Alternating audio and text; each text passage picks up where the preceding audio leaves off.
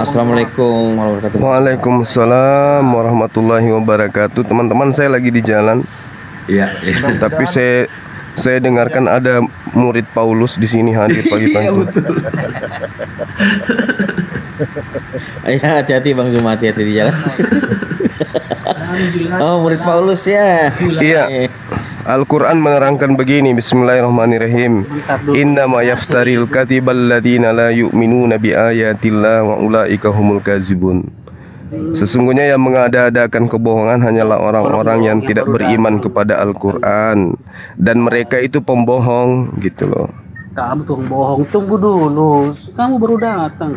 Nah, Filipi 1 nomor 18. Tetapi tidak mengapa, sebab bagaimanapun juga Yesus diberitakan baik dengan maksud palsu ataupun jujur, hal itu aku bersuka cita dan aku akan tetap bersuka cita. Makanya apapun aspek di dalam kekristenan itu semuanya palsu. Kitabnya, Tuhannya, Rasulnya. Allah Subhanahu wa taala berkata, itu fakta. Itu fakta. Semua pendapat Ini dalil. Petro. Filipi 1 nomor 18. Orang Nasrani tidak akan yang sebab bagaimanapun juga Kristus diberitakan dengan maksud palsu. Maksudnya palsu itu apa? Palsu itu maksudnya apa?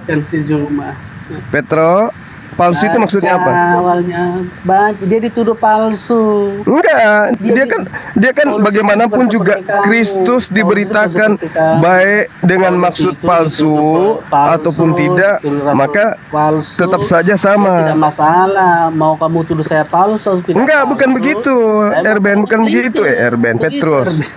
Kejadian 49 nomor 27, ketika Yakub kemudian memanggil anak-anaknya, didudukkanlah itu Yakub. Didudukkanlah Benyamin.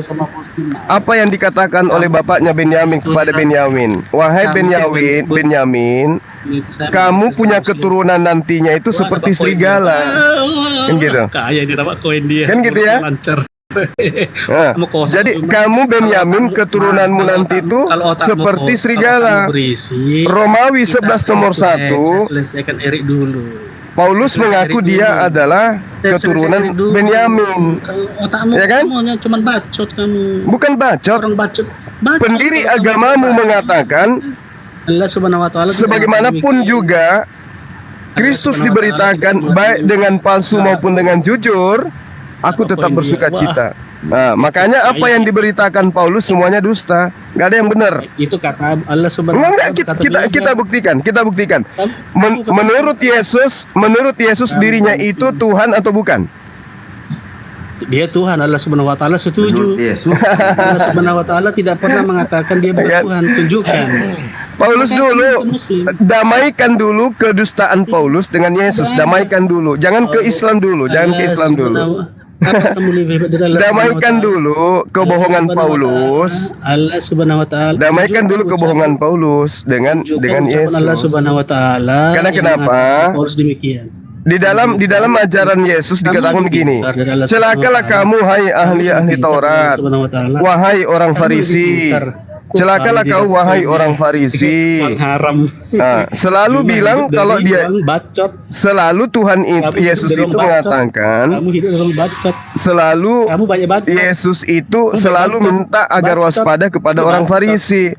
Itu bacot. Sementara di Filipi 3 nomor 5 Paulus dikatakan disunat pada hari ke-8 dan bangsa Israel, dari bangsa Israel, dari suku Benyamin. Oke? Jadi kena dia. Paulus orang Farisi, kemudian dari suku Benyamin. Masih sama sekali tidak. Kan gitu. Artinya apa yang kamu praktekkan, Petro? Yang kamu praktekkan sekarang ini adalah cara-cara Paulus menyesatkan dengan cara dusta, kan gitu. Tidak berkata demikian. Itu kata-kata kamu. Jadi kalau Anda itu ke gereja menyembah Yesus, coba Anda renungkan. Ini menyembah manusia ini ajaran siapa? Kan gitu. Kamu renungkan dulu. Sama sekali tidak enggan menjadi hamba Allah. Kamu renungkan. Banyak Kok bisa ya? Kok bisa ya? Bisa mereka nyembah manusia itu ajaran dari mana ya kira-kira? Allah Subhanahu wa taala. Gitu. Anis 172. Jadi kamu harus waspadai itu keberadaan imanmu yang menyembah manusia itu. Jangan sekali-kali kau lupakan gitu loh. Karena Yesus sendiri mengajarkan dia bukan Tuhan. Tuhan itu cuma satu. Jangan kau ngais-ngais Al-Quran, karena Al-Quran itu mengatakan bahwasanya Yesus itu hanya utusan Tuhan, kan gitu. Cara Paulus lagi yang kau pakai. Kapan kau waras, kan gitu. Sementara Al-Quran mengatakan, ya, kalau berkatalah Allah kepada Isa, wa isqala, yang tidak pula malaikat berkata kepada kamu nggak ngerti ayat itu. Membaca dan menemukan diri. Nggak ngerti ayat itu. Allah akan mengabulkan mereka semua padanya. Pemirsa, jadi si Juma ini tidak mewakili Islam, dia mewakili diri sendiri, pemuja koin. Hidup dari uang haram loh. Allah Subhanahu wa taala akan melakukan. Uang haram dari mana, Petro? Uang haram dari mana? Karena kamu berdusta. Pak Petro. Ya, yang berdosa itu kamu. Paulus sendiri mengajarkan, tetapi tidak mengapa, sebab bagaimanapun juga Yesus diberitakan baik dengan maksud palsu ataupun tidak, aku tetap bersuka cita, kan gitu. Iya kan? Pak Petro cara diskusi ada Kristen yang kirim permintaan biar aku turun biar nggak ada. Oh nggak ada, belum ada. Pak Petro, diskusinya jangan begitu dong. Kok jadi nyerang begitu, Pak bukan Petro? nyerang lagi itu stres itu nah. Iya, bahas-bahas koin. Gimana sih ceritanya? Stres. Enak jadi manusia aja, susah jadi Tuhan itu. Kalau saya misalnya jadi Tuhan, jemaah saya nanti mempertahankan ketuhanan saya itu sulit. Makanya jadi manusia aja kayak saya ini loh, manusia aja itu. Iya, Pak Petro, diskusinya yang ini aja, yang menarik dikit. sesuai ini kontrol mulut si Juma. Di mana-mana saya malas dengan anak Kan ini. baca ayat itu. Filipi 1 nomor 18. Tetapi tidak mengapa, sebagaimanapun juga Yesus diberitakan baik dengan maksud palsu ataupun jujur, aku tetap bersuka cita. Al-malaikatu al-mukarrabuna. Wa iskalallahu ya Isa bin Maryam, a anta qulta linnas takhizuni. Bertentangan. Kok bertentangan? Kamu yang tidak paham. Nabi Isa alaihissalam ditanya, wahai Isa, apakah engkau yang mengajarkan Petro untuk menyembah engkau selain daripada aku? Apa kata Isa? Subhanaka, maha suci engkau ya Allah.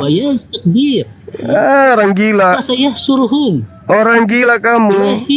Kamu gila. Ayatnya sudah sangat jelas ditanya Nabi Isa. Wahai Nabi Isa, apakah engkau yang mengajarkan Petro untuk menyembah aku, menyembah engkau selain daripada aku dan juga ibumu? Ya ampun, ini orang gila. Gila kau. Kamu sudah gila itu. Kamu sudah gila itu, Petro. Terlalu kelamaan kau menyembah manusia kamu.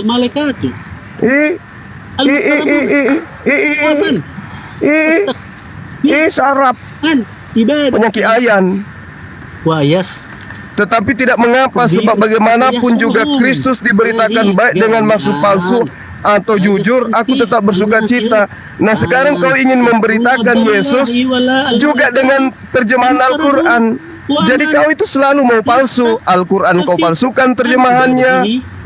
Bibelmu yang sudah palsu memang juga kau gunakan untuk menuhankan Tuhan palsu. Kapan warasnya kamu, Petro? Kapan kau warasnya? Ya? Wala. Ya baca 171. Al-malaikatu. Kau ingin mengajarkan ketuhanan palsu dengan mengambil ayat suci Al-Quran dengan menggunakan Filipi 1:18. Tetapi tidak mengapa, sebab bagaimanapun juga Yesus diberitakan baik dengan maksud palsu ataupun jujur. Tentang hal itu, aku Paulus tetap bersuka cita. Dan Paulus mengatakan, kau harus mengikuti tauladanku. Kamu harus mengikuti tauladanku, kata Paulus. Makanya kau hari ini nipu-nipu dengan menggunakan Al-Quran. Iya. Itu pok ngeru. Betul. Jadi silakan Logar ring. pemirsa Anissa satu Wa isqalallahu ya Isa bin Maryam a anta qulta linnas takhizuni. Lanes Apa? yes Itu ngeru. Logar ring. Peminum balo. Petro bingung. Lo ngelo. Itu Pak anak-anak. Karabuda Kardoba. yes tapi Kardoba. badatihi Kardoba. yes takbir Bagaimanapun juga begini, pendiri agamamu mengatakan, tetapi tidak mengapa. Sebab bagaimanapun juga Yesus diberitakan dengan maksud palsu ataupun jujur, aku Paulus tetap bersuka cita. Dan dia katakan kau harus mengikuti tauladanku. Nah ini kau contohi, kau ikuti tauladan Paulus. yes takbir Ayat itu sangat jelas dikatakan Nabi Isa alaihissalam dan juga malaikat tidak enggan menjadi penyembah Allah. Diplesetin dasar Kardoba. masih sekali-kali tidak Tidak enggan itu enggan berarti menjadi hamba Telah bagi menghamba. Allah. Dan Iya, tidak Nabi mau- Isa tidak enggan menjadi hamba lillah bagi Allah. Betul. Pok ngereu. Barang siapa yang Pok menyembahnya, ngereu. dilaknat. Jelas sekali ayatnya. Nabi Isa tidak enggan menjadi penyembah bagi siapa? Lillah, bagi Allah. Al-Masih itu penyembah. Menyembah kepada siapa? Menyembah kepada Allah. Itu lillah merujuk kepada Allah. Yang paling tertinggi kedudukannya di situ adalah Allah. Jangan kau balik. Harusnya kalau kamu mau Tuhanmu itu yang manusia itu disembah, kau balik ayatnya. Kau balik ayatnya. Enggak tahu aku bahasa Ya, Arab. Allah tidak enggan menyembah kepada Al-Masih. Itu baru betul. Hal Lah, anta bi khair zuma? Hal anta kamu bi khair katakan lil Masih, anta majnun. hal anta bi khair? Hal anta majnun? Hal anta bi khair? Anta marid jiddan, ya, lianna anta kasran, ya, anta majnun, anta mahirun, tumalasa, anta kasran, anta majnun, Masih ditikanak-kanai. Al-Masih tidak enggan menjadi hamba bagi siapa? barang siapa? Al-Masih tidak enggan menjadi hamba untuk siapa? Kepada siapa? Kepada siapa? Kepada siapa Al-Masih tidak enggan menghambakan diri? Ayo, kepada siapa? Enggan menyembahnya. Ya, dasar Kardoba. Makanya aku bilang samamu, kamu kurangi tidur sama babi supaya otakmu itu bisa berfungsi. Jangan kau praktekkan Filipi 1 nomor 18 Petro. Al-Masih sama Tetapi tidak mengapa, sebab bagaimanapun juga Kristus diberitakan, baik dengan cara palsu maupun dengan cara jujur. Kan ada legitimasi dari pendiri agamamu. menjadi hamba Allah. Ada legitimasi dari agamamu agar kau itu menyebarkan ketuhanan Yesus dengan cara palsu. Satu hal yang perlu kau pahami, ketuhanan manusia yang kau sembah bernama Yesus itu diceritakan di dalam kitabmu Filipi 1 nomor 18. Kau beritakan dengan cara palsu ketuhanan Yesus itu ataupun tidak, kata Paulus, aku tetap bersuka cita. Makanya kau mengambil kitabnya orang untuk kau terjemahkan supaya kau bisa menuhankan manusia bernama Yesus. Orang siapa yang dilaknat? Al-Masih sama sekali tidak akan menjadi hamba Allah. Barang siapa yang enggan menyembahnya akan dilaknat. Jadi Al-Masih sama sekali tidak enggan menjadi hamba Allah. jemput Barang siapa Petrus di tunjukkan rumahnya. ucapan Allah Subhanahu wa taala mengatakan Isa bukan Sebentar, Tuhan. Petro. Tidak ada. Petro. Tidak ada. Petro. Pak Petro. Kamu tuh Petro, bohong. Petro. Kenapa diam? Bicara Jumat Petro. terus. Tunjukkan aslimu. Al-Masih sama sekali tidak enggan menjadi hamba Allah. Iya toh. Barang siapa Kamu itu udah sakit jiwa, Petro. Al-Masih sama sekali tidak enggan menjadi Petro, hamba Allah. bagi siapa yang tidak enggak, barang siapa yang enggan menyembah Allah, maka dia Tidak dilaknat. ada penyembah Allah, tidak ada bohong. Lah itu lillah. Tidak ada. Itu lillah. Lillah itu apa? Lillah itu kepada Lillah itu apa? Lillah itu kepada abdi. Lillah loh. itu apa? Lillah itu kepada abdi. Kamu mengerti apa? Kepada abdi. Abdi Allah. Lillah itu kepada abdi. Keterangan kepada Pokoknya abdi. kamu lagi mempraktekkan Kamu paling Filipi bodoh. 1 nomor 18. Kamu paling bodoh. Baik dengan cara palsu. Ini sekarang kau menggunakan cara palsu. Ya kan? Itu Kau bahasanya nuduh-nuduh ayat saya. itu lagi. Menjadi hamba Allah. Al-Masih sama sekali tidak Petro. menjadi hamba Allah. Gurunda. Hamba Allah. Juma. Pak Petro bahasanya, Pak Petro. Kepada Pak Petro diam dulu. Gurunda Zuma. Al-Masih. Berarti Kamu bilang saya Anissa- kejar koin. Hah? Al-Masih sama Kamu bilang saya sekali kejar koin. tidak- Hah? Kamu belum tahu, kau belum tahu saya kejar koin. Hasil koin itu semua. Dasar Hasil gila koin, kau. Pengangguran kau itu hasil koin itu semua. Nenekmu kiper. Nenekmu kiper. Kau belum tahu siapa saya, Petro. Al-Masih sama sekali Ah, tidak dasar. menjadi hamba Allah. Barang siapa yang menyembah Nah, Gurunda Dah. Zuma. Menyembah siapa? Sudah. Menyembah siapa? Menyembah siapa, Petro? Ah, dasar sakit jiwa kau. Di dalam kitabmu memang dikatakan begini. Sedikit ya teman-teman sebelum saya turun. Ini saya mau di Silakan, Gurunda. pasar burung. Silakan. Di pasar burung-burung ini saya mau beli burung. Kalau membaca saja kamu bodoh, bagaimana kamu baca Alkitab? Gak bisa. Masa abdalillah kamu bilang Allah? Loh, Di mana kau belajar? lillahi itu penyembahan Nabi Isa Al-Masih tidak enggan menjadi hamba bagi Allah. Gak ada lillahi di sana. bro. Bukan Ini dikatakan abdalillah. Al-Masih, lil Masih nggak ada di situ. Abdalillah. Assalamualaikum. Abdalillah. Waalaikumsalam warahmatullahi Waalaikumsalam. Kamu bodoh abdi Allah. Petrus. Allah itu merujuk keterangan kepada Diam dulu mulut kau, Petrus, bukan kepada Jelaskan tuh Allah. mulut kau. Diam dulu. Saya Orang cerdas. orang gila pongoro. Petrus. Saya cerdaskan kalian semua. Jadi hamba Allah itu bukan Allah. Kamu Oke, sebut lanjut, hamba Allah Petro. adalah Allah, kamu sesat. Coba yang lain tenang dulu, Barang Pak Petro. siapa? Biar Barang siapa? biar saya Barang bicara sama Pak siapa? Petro. Pak Nggak Petro, bisa, Pak kamu Petro. sama saja. Jadi kalau dia nggak Pak mau Petro. diskusi, buang aja ngapain sih Iya. kalian iniin, kalian biarkan orang-orang kayak gini. Turunkan dia. Pak Petro. Buang aja, nggak perlu, nggak bisa diskusi. Cuma nggak usah sama diikuti sekali. orang-orang kayak gitu, cuma nggak Masih perlu sama kamu, sekali nggak tidak level akan kamu nih menjadi- orang ini. Nggak Iya, level iya, Pak kamu Petro, orang-orang Pak kayak Petro tahan gini. dulu. Pak Petro, Al-Masih. tadi kondusif ini tiba-tiba nggak kondusif Pak Ya, Petronya ini kenapa? Kenapa ini yang mulai siapa? Gini, sebentar Pak Petro ada Bang Zuma langsung begitu. Tadi kondusif Iya, aja dia dulu, ada ngeper Bang itu, Zuma dia langsung ngeper nggak begitu. bisa jawab. Akhirnya dia Iya. ngeper nggak bisa jawab. Akhirnya dia Jelaskan. nyerang orang. Emang Al-Masih memang sama tingkah kamu sekali nggak, tidak memang akan terkenal kayak menjadi- gitu kau, woi.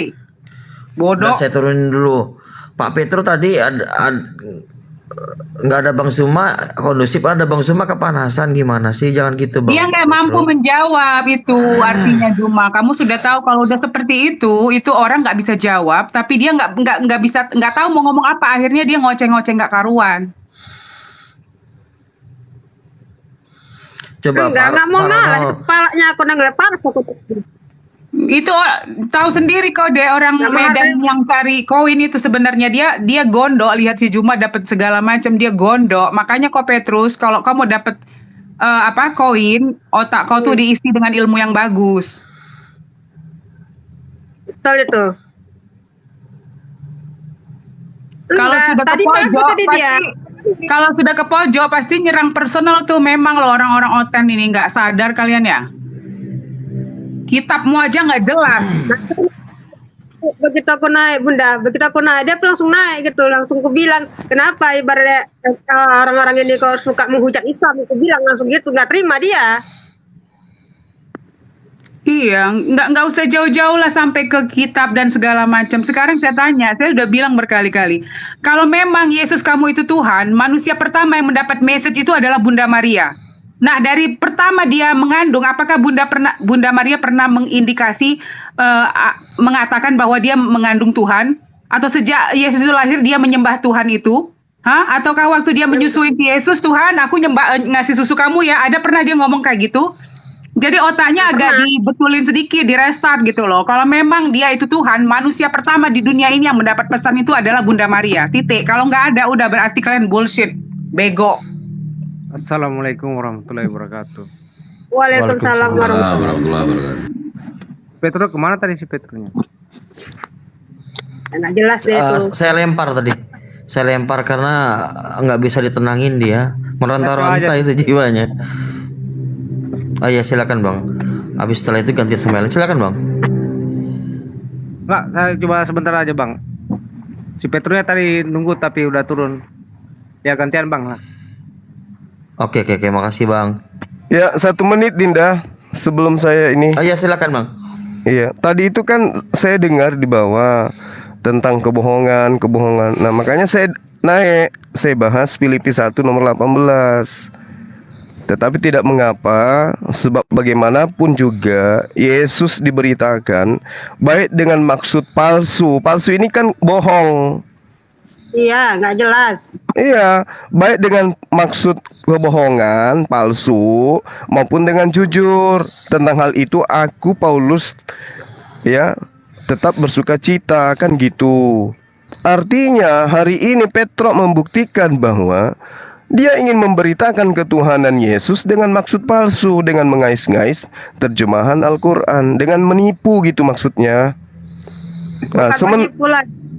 iya. Tapi kan Iya, sedangkan di dalam kitabnya mereka orang Yahudi di Yehezkiel 13 nomor 8, sebab itu beginilah firman Tuhan Allah, oleh karena kamu mengatakan kata-kata dusta dan melihat perkara-perkara bohong, maka aku akan menjadi lawanmu. Demikianlah firman Tuhan. Jadi Paulus itu lawannya Allah. Nah, sekarang dia ingin mengambil Al-Quranul Karim untuk kemudian dia plesetkan.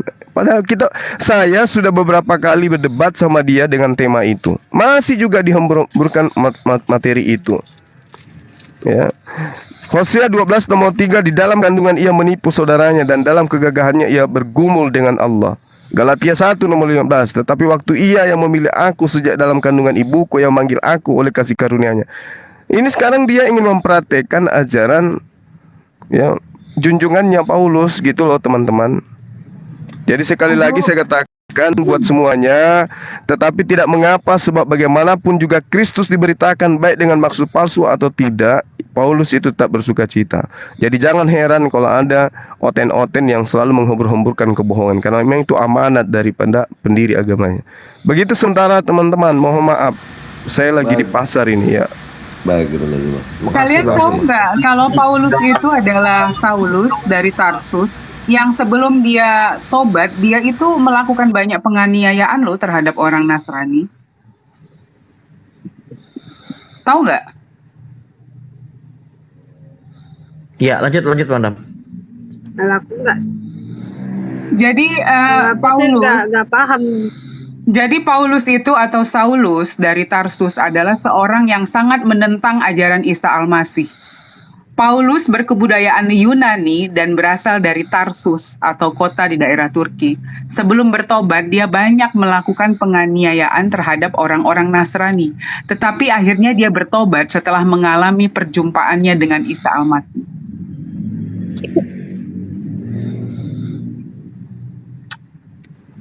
Jadi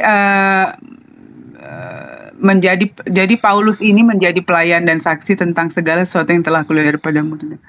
Kalau nggak salah dia tulis ini di Injil Kisah Para Rasul 26 ayat 16 sampai 18. Bahwa Paulus ini dulunya nggak pernah diterima oleh pengikut Isa, tapi karena dia itu latar belakang Paulus ini suka menganiaya dulunya, ya akhirnya dia diterima, dan Paulus dikenal juga sebagai rasul bagi bangsa-bangsa non-Yahudi.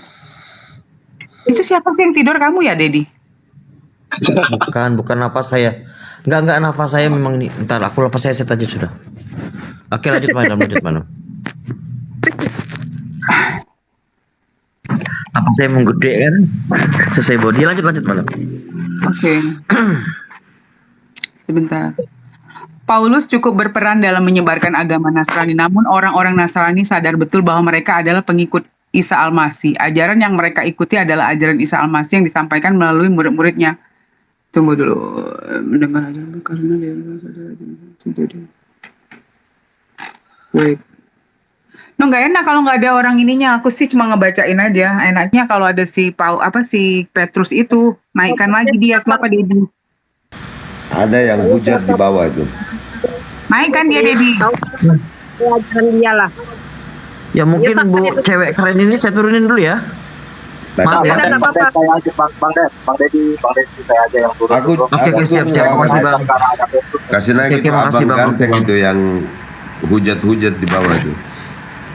Tadi pagi di sini si John yang hujat, tapi di chat doang. Mereka kan mau tahu tentang informasi apa yang kita buat loh, Ustaz. Mereka kan mantau juga itu. Oke, abang ganteng naik ya. Silakan, saya sudah saya tarik itu. Atau keluar nih dari Kristen. Oh, ada si ini nih. Aduh, si ini lagi minta kirim permintaan. Siapa? Geser-geser. Aduh. Aduh. Pusing lah aku itu. dibuatnya. Aduh. Nah, Dulu si tegernya dulu. Halo iya, selamat Ibu pagi. Geser. Udin dan kawan-kawan. Halo Bang Juma, pohon pisang. Halo segarnya. Selamat Udah, pagi. segar-segar. Kalau segar-segar aku ingat. Selamat pagi menjelang Kalau siang, itu sih ya segar-segar ya. Bang Juma. Enak, jangan ini ya, ini ya. Gak usah yang kalian lain. Bang Deddy. Ya, Gini segar Bang jadi. Deddy, aku mau negur Bang Juma dulu. Gak usah tegur, Ini kamu mau serius. bicara apa yang lain yang ada di poinnya aja. Kamu mau punya pengetahuan apa yang Iya. kamu bisa bilang di sini? Coba Apa kasih kamu tahu butuh dulu satu poin? pengetahuan Enggak. kamu. Apa untuk poin buat teman-teman Poin jangan poin lupa Juma kembali nggak ada poin ilmu. segar-segar tuh. Poin Juma ini nggak ada ilmu. Aduh. Dia sesama Muslim dia jotok-jotokan Juma ini meriam bambu. Kamu segar-segar, kamu ketemu aku sama aku yuk aja yuk. Kamu bahasamu selalu begitu loh. Aku memang kamu ini. Sama Muslim Alah, nggak enggak, ada. kalian itu jangan kalian bela kalau orang salah ya salah. Sakit Kamu- jiwa kau itu yang maksud- apa maksud kamu kau? bicaranya Kau nggak siapa? Kau nyambung. mewakili siapa kawan? Iya. Aku ada lihat video Juma itu Apa? di siaran maksud langsung apa? dia itu. Apa? Dia yang marah sama Siah itu. Halo Juma, ngomong kau. Bukan meriam urusan bambu. kau itu, tahu nggak kau? Kau diam aja. Ya, Kamu bukan memang- urusan kamu, segar-segar kamu kasih pemahaman ya. Bawa-bawa Nggak usah kau ikut Tuh, campur asal di kau sini. tahu. Bukan urusan kau itu, ngerti nggak kau? Alah, Kalau kenapa kau kau dengan bela agama dia? kamu, Jangan-jangan sama kau kita. naksir sama dia. Kau diam. Ini kurang ajar nih Maksir, segar-segar. nggak ada Kau otak diam. kau yang ngomong ya. Dia debat sama Siah, dia Kau yang bawa-bawa dibawa dari Kristen semua di orang situ. sini. Nggak usah kau goreng-goreng ya. Paham kau? Kau pikir aku emang- kesini nyari Bukannya laki-laki goreng-goreng, emang fakta di situ. Emang Apanya benar. fakta, ha? Apanya fakta? Apa fakta? Apanya fakta? Dia debat sama Siah di Bukan urusan Ya, kau, bawa-bawa paham nggak kau? Kristen Bukan urusan kau di itu, situ. bukan urusan kau. Kau urus saja agama kau. bukan urusan kau. Bawa Kristen gimana? Terus yang dipelampiaskannya Kristen, debatnya sama Siah. Udah diam Emang kau. Kalau kau masalahnya nggak kalau bisa, Kristen- kalau kau mau ke atas Eh. ini mau berdebat, ayo. Kalau nggak turunkan dia, Bu Dedi. gimana? Bukannya gitu. Segar-segar. Aku tahu aja itu. Jangan bawa-bawa Kristen kalau debat. Kalau kau mau naik ke sini, kau berdebat sama kita. Kalau nggak turun kau. Turunin aja. Bentar, Aldi. Dia nggak ngerti juga. Jangan dikasih tempat orang-orang Iya, kayak makanya gini. itu. Sekali tanya kau nggak bisa jawab juga. Sama kau sama Juma. Kalau dia ini dia Sebentar, ngerti. udah kamu aku turunin aja ya. Dia ngerti omongannya sendiri. Tidak ada yang mau diam. bela cuma Malu kami di sini dia. orang Islam. Kita semua Islam di sini, nggak ada urusan personal di sini. Paham nggak kau? Udah aku turunin Aldiano, silakan Aldiano. Assalamualaikum, selamat pagi. Kok larinya ke sono nggak nyambung? Lu udah tahu segar-segar bagaimana? Segar-segar kalau mau naik ke sini bawa ini ya. Kok malah turun si Aldi? Orang dia aja nggak ngerti apa yang dia omongin bagaimana? Itu sudah. Nah, aku kasih 2 slot itu buat dua ruang itu. Buat Kristen yang mau naik. Coba kirim permintaan. Yang tadi yang tapping di bawah sudah tarik 2 kali nggak naik. Aku mute kalau kamu kalau nggak naik ya. Aku bisukan. Silakan lanjut madam. Nggak, tapi bagus. Di TikTok ini banyak. Kita bisa menunjukkan video-video yang seharusnya mereka dengar biar otak mereka terbuka dan restart gitu loh. Jadi mereka harus berpikir ya, jangan mereka berpikir ya, apa yang tidak ada di dalam kitabnya, dia ada-adakan gitu loh. Dan mereka percaya pula itu, tidak ada dalilnya, tidak ada tertulis. Bahkan Natal yang bertahun-tahun dia rayakan, yang hari ini setelah ada TikTok baru orang berbicara bahwa Natal itu bukan tanggal lahir Yesus, segala macam. Tidak ada satupun pendetanya yang berbicara tentang ini, apalagi yang lain gitu loh. Heran gak sih? Parah. Jadi kalian itu jangan pengikut orang-orang yang tidak pernah ada tulisan di dalam Bible, kalian juga tidak ada ajarannya. Kalian percaya orang-orang yang notabene apa yang menurut mereka, misalnya lah Yesus itu Tuhan ya. Apa yang Tuhannya lakukan aja tidak dilakukan. Bayangkan itu. Ya. Seorang laki-laki yang lahir ke dunia ini, yang notabene dari dia lahir sampai dia mau digantung, dia tuh berdoa kepada Tuhannya, masih aja dibilang bahwa itu Tuhan. Coba bayangkan, kemana otaknya tuh? Bingung aku. Halo, Sedangkan dia aja assalamualaikum tidak, semuanya. dia tidak bisa menolong dirinya sendiri. Bagaimana mungkin? Bagaimana mungkin itu dianggapnya seorang Tuhan? Tuhan itu immortal, tidak terikat oleh janji apapun, tidak perlu berkorban karena dia pemilik dunia ini. Jadi otaknya tuh harus di-restart dulu.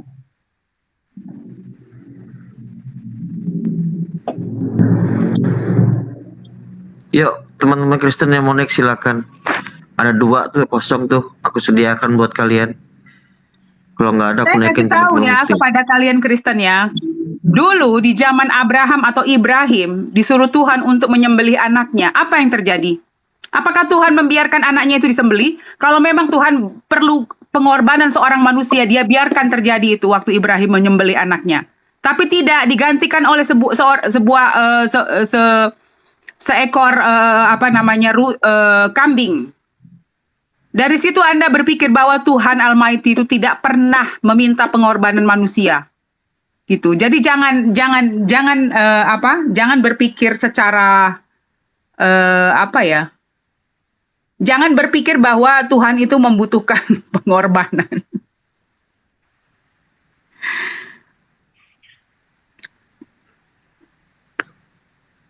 Mana? Kenapa nggak ada yang naik gitu mereka? Nggak ada ini. Seger-seger lagi ini yang Kristennya nih. Aku naikkan lagi, nggak coba usah, ada dia apa nggak dia. penting itu orang-orang kayak gitu. Aku nggak penting. turunkan lagi dia. Ya seger-seger. Poin apa yang mau kamu sampaikan? Silakan diskusikan. Kalau tidak ada, kamu saya turunkan lagi. Itu Enggak. simpel kan di sini.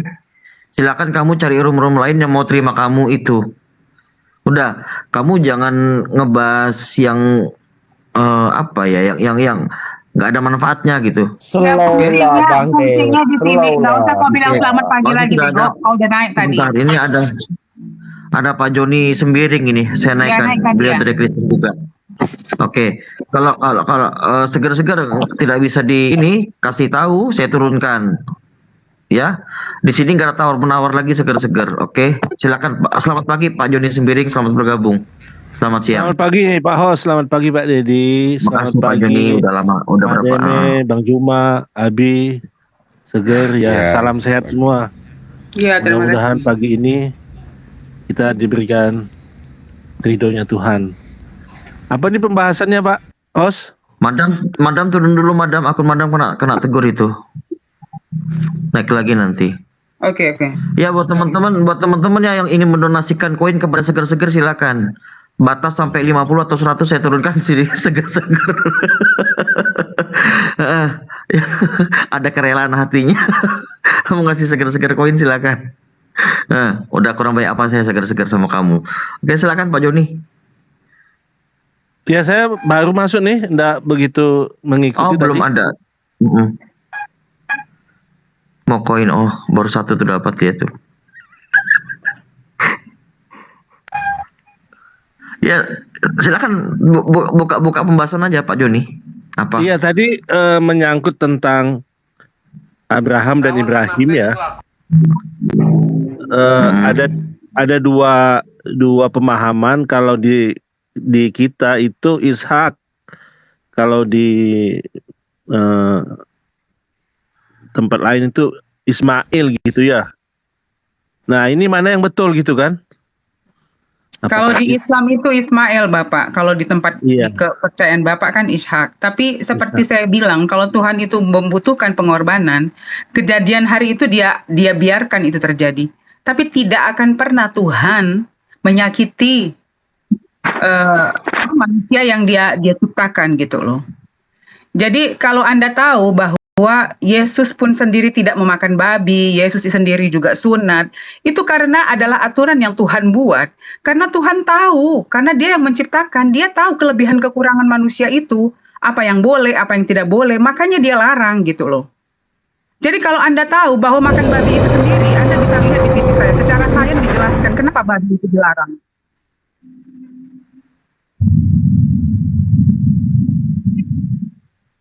Iya. Kenapa, Bu? Jadi kalau Anda tahu, Anda bisa lihat secara sainsnya kenapa babi itu dilarang, kenapa sunat itu dilakukan gitu loh. Bukan karena nggak ada artinya itu gitu loh.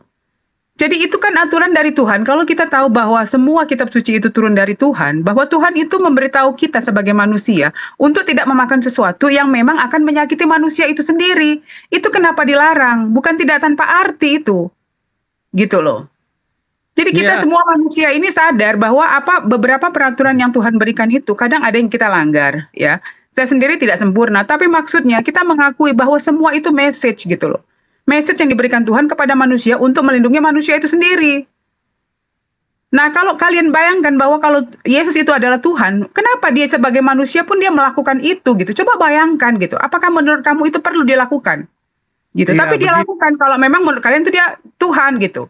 Tapi sekali lagi Bapak, saya bilang sama Anda, kalau memang Yesus itu Tuhan, manusia pertama di dunia ini yang mendapat message itu adalah Maryam gitu loh. Nah, apakah ada di dalam kitab Anda atau apapun pendukung kitab Anda menyatakan bahwa Maryam itu dari hamil dan waktu dia melahirkan dan dia difitnah oleh orang Yahudi bahwa dia itu berzina, apakah Maria pernah berkata, "Oh, ini adalah Tuhan yang turun ke bumi, masuk ke dalam perutku"? Apakah ada pernah dalam mulutnya bercerita seperti itu atau menjelaskan seperti itu? Tidak ada. Iya. Jadi cobalah pakai pikiran kita yang paling logika ya gitu. Seandainya saya mendapat pesan dari seorang presiden bahwa anaknya akan nginap di rumah saya, manusia pertama yang akan mendapat informasi setelah bawahan dia adalah saya. Gitu loh. Jadi kalau kita berpikir secara memakai logika yang paling terang ya gitu, bahwa kita semua berdebat tentang kitab dan tidak ada yang pernah mau menerima. Kadang-kadang kalian bilang, di dalam kitab ini Tuhan menyatakan Tuhan dan saya adalah satu. Nanti dipatahkan lagi dengan kalimat lain gitu. Terus begitu dari bertahun. Saya berpikir kalau terus itu dilakukan, coba kita kebelakangkan dulu kitab-kitab itu. Kita lihat kejadian yang benar-benar nyata. Bahwa kita tahu manusia pertama yang mengandung Nabi Isa alaihissalam itu adalah Maria atau Bunda Maria. Nah, apakah dia mendapat pesan? Apakah dia pernah menyatakan satu kata pun selama ini di dalam Kristen? Bunda Maria itu seperti kayak sebagai bundanya. Setelah itu sudah tidak sedikit pun ada yang membahas tentang dia gitu loh. Padahal dia manusia pertama yang dititipkan Nabi Isa alaihissalam, ya, wanita yang paling mulia, yang notabene dijelaskan dalam Al-Quran. Iya, cukup. Tapi di Kristen sendiri kalian tidak pernah berpikir ya, oh iya ya, dia adalah, kalau kalian berpikir bahwa Yesus itu adalah Tuhan, bahwa sumber utama dari semua histori atau agama kalian ini adalah Maria dong.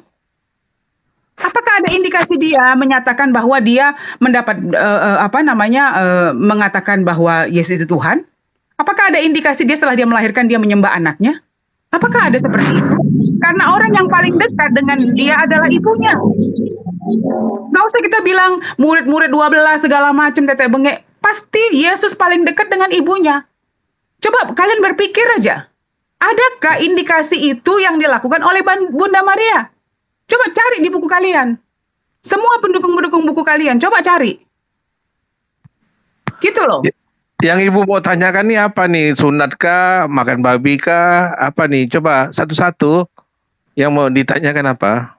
Bapak, saya sudah tahu. Saya ingin membuka cara kalian berpikir bahwa apapun yang kalian anggap, bahwa seorang Yesus itu kalian anggap Tuhan. Bahwa saya terangkan kepada Anda, kalau memang kita anggaplah Yesus ini Tuhan, Apakah ada indikasi ibunya yang notabene dari dia hamil sampai dia melahirkan anaknya, yang manusia paling dekat dengan Yesus itu adalah ibunya? Apakah ada pernah ibunya, indikasi ibunya menyembah anaknya atau menyatakan sesuatu atau berpirasat atau apapun itu? Karena jangan sangat complicated, Pak. Tuhan itu memberikan pesan harus clear. Clear, aku siapa, kamu nyembah bagaimana, apapun dia, mau dia terlahir di dunia ini, kalau kalian anggaplah Tuhan itu harus turun ke dunia ini, mau jadi batu, mau jadi kodok, mau jadi manusia, mau jadi apapun, pasti ada message yang jelas yang dia utarakan kepada orang itu. Dan orang tersebut yang harus dekat dengan dia dan mendapatkan pesan yang paling clear itu adalah ibunya. Gitu loh. Iya, maksud ibu nih yang ditanya apa? Ibunya kenapa? Jangan panjang-panjang, jadi singkat apa pertanyaan apa supaya bisa Bapak, saya tidak perlu bertanya, Bapak. Saya ingin bertanya kepada Anda bahwa harusnya Anda itu berpikir kalau memang kalian anggap Yesus itu Tuhan, apakah ada indikasi dari ibunya itu mengutarakan itu selama dia hamil sampai dia melahirkan gitu loh. Apakah ada dalam buku Anda yang kalian baca itu? Itu pertanyaan saya. Sebenarnya Anda udah jelas. indikasi bahwa yang dikandungnya itu Tuhan, begitu Bu ya. Nah, penjelasannya kita lihat dari awal. Jadi malaikat datang menyampaikan pesan kepada gadis perawan, tunangannya Yusuf. Dikasih tahu bahwa engkau akan mengandung daripada Roh Kudus. Dia tidak percaya, kok bisa hamil gitu kan. Maaf Bapak, saya potong. Kalau itu saya tahu di Islam itu dijelaskan. Pertanyaan saya adalah, apakah Bunda Pak Maria itu pernah berkata? Orang ngomong itu Bu, jangan dipotong dulu. Ibu Dini, Udin Petor, jangan dipotong dulu orang ngomong. Pertanyaan saya bukan malaikat itu. Pertanyaan saya adalah, apakah Bunda Maria itu pernah berkata bahwa dia itu mengandung Tuhan? Itu pertanyaan saya. Di buku mana Anda dapatkan itu? Itu pertanyaan saya, makanya jelas. Oke, baik, Madam, maaf. Biarkan Pak Joni Sembiring jelaskan dulu. Iya, tapi pertanyaan saya bukan bagaimana Tuhan memberikan itu, karena di Islam saya tahu. Pertanyaan saya adalah di mana ditulis di dalam buku dia bahwa Bunda Maria itu berkata bahwa saya mengandung Tuhan. Dan waktu dia melahirkan, dia berkata saya harus menyembah Tuhan. Biar dijelaskan. Udah segar-segar kamu diam. Kamu kan dari tadi kamu kan ada diam ilmu, saja. Kamu tidak membuat narasi. Kamu diam dulu, diam di pojokan situ ya. Atau kamu saya turunin. Jadi jawab jelas aja Pak, clear dengan pernyataan. Jangan diurai dari awal. Saya tahu dari awalnya. Pertanyaan saya bukan itu. Ya, saya ikuti Ibu. Saya singkat-singkat jawabnya. Kalau mau menjawab sesuai dengan pertanyaan Ibu, adakah di Alkitab ditulis bahwa Maryam itu mengetahui bahwa dia mengandung Tuhan? Ya, sesuai dengan perkataan-kataan Ibu seperti itu ya, Alkitab tidak ada tulis seperti itu. Tetapi kan dapat dijelaskan dengan pemahaman bahwa yang dikandungnya itu daripada Tuhan. Gitu. Bapak, maaf ya. Sesuai dengan catatan Ibu, sesuai dengan pertanyaan Ibu ya, tidak ada literalnya seperti itu. Nah, itu yang saya bilang Bapak, kalau kita memegang suatu, jangankan kita ngomong masalah keagamaan ya.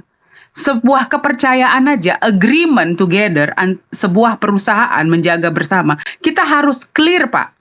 Kita harus memegang sesuatu yang kita anggap itu menjadi pedoman sebuah perjanjian. Apalagi sebuah komitmen terhadap penyembahan seorang Tuhan. Jadi kalau Anda tidak mendapatkan pesan yang clear, yang notabene Anda merangkum sendiri, itu kan fatal ya. Tidak bisa, di dalam Islam Pak, di dalam Islam kita tahu siapa Tuhan kita. Tuhan itu menjelaskan semua message-nya dengan clear. Gitu loh. Jadi pesan Tuhan, pesan seorang pencipta kepada manusia harus clear, jelas siapa Tuhannya, bagaimana nyembahnya, ya, gitu loh. Dia bentuknya seperti apa, gitu. Sedangkan Anda tahu di dalam kitab kalau Anda Tuhan kalian kan dari Arab, Udin. Kok kamu salah orang loh, seger-seger udah salah. Kamu diem di situ. Yang penting kamu terima koin. Kamu 50 koin atau 100 koin aku turunin itu. 50 koin lah buat kamu. Kamu tunggu di situ, tunggu koin sampai 50, kau turunin. Iya, enggak. Habis itu beli kartu-kartu. Susah. Yang mau menjelaskan nih. Kau standar janda nih di sini. Biar dia jelaskan, jangan main potong gitu. sebentar, kamu saya turunin ya. Satu, Iya, turunkan aja, dua, mengganggu Nggak aja apa-apa kalau dia, segan-segan menghabiskan waktu. turunin juga nggak apa-apa. Nanti kita lanjut diskusi sama Bang Iya. ini. iya. Bu Biar Madam, Pak Joni tenang nggak terganggu. dulu. Gitu. Bu Madam, tenang, nggak usah emosi.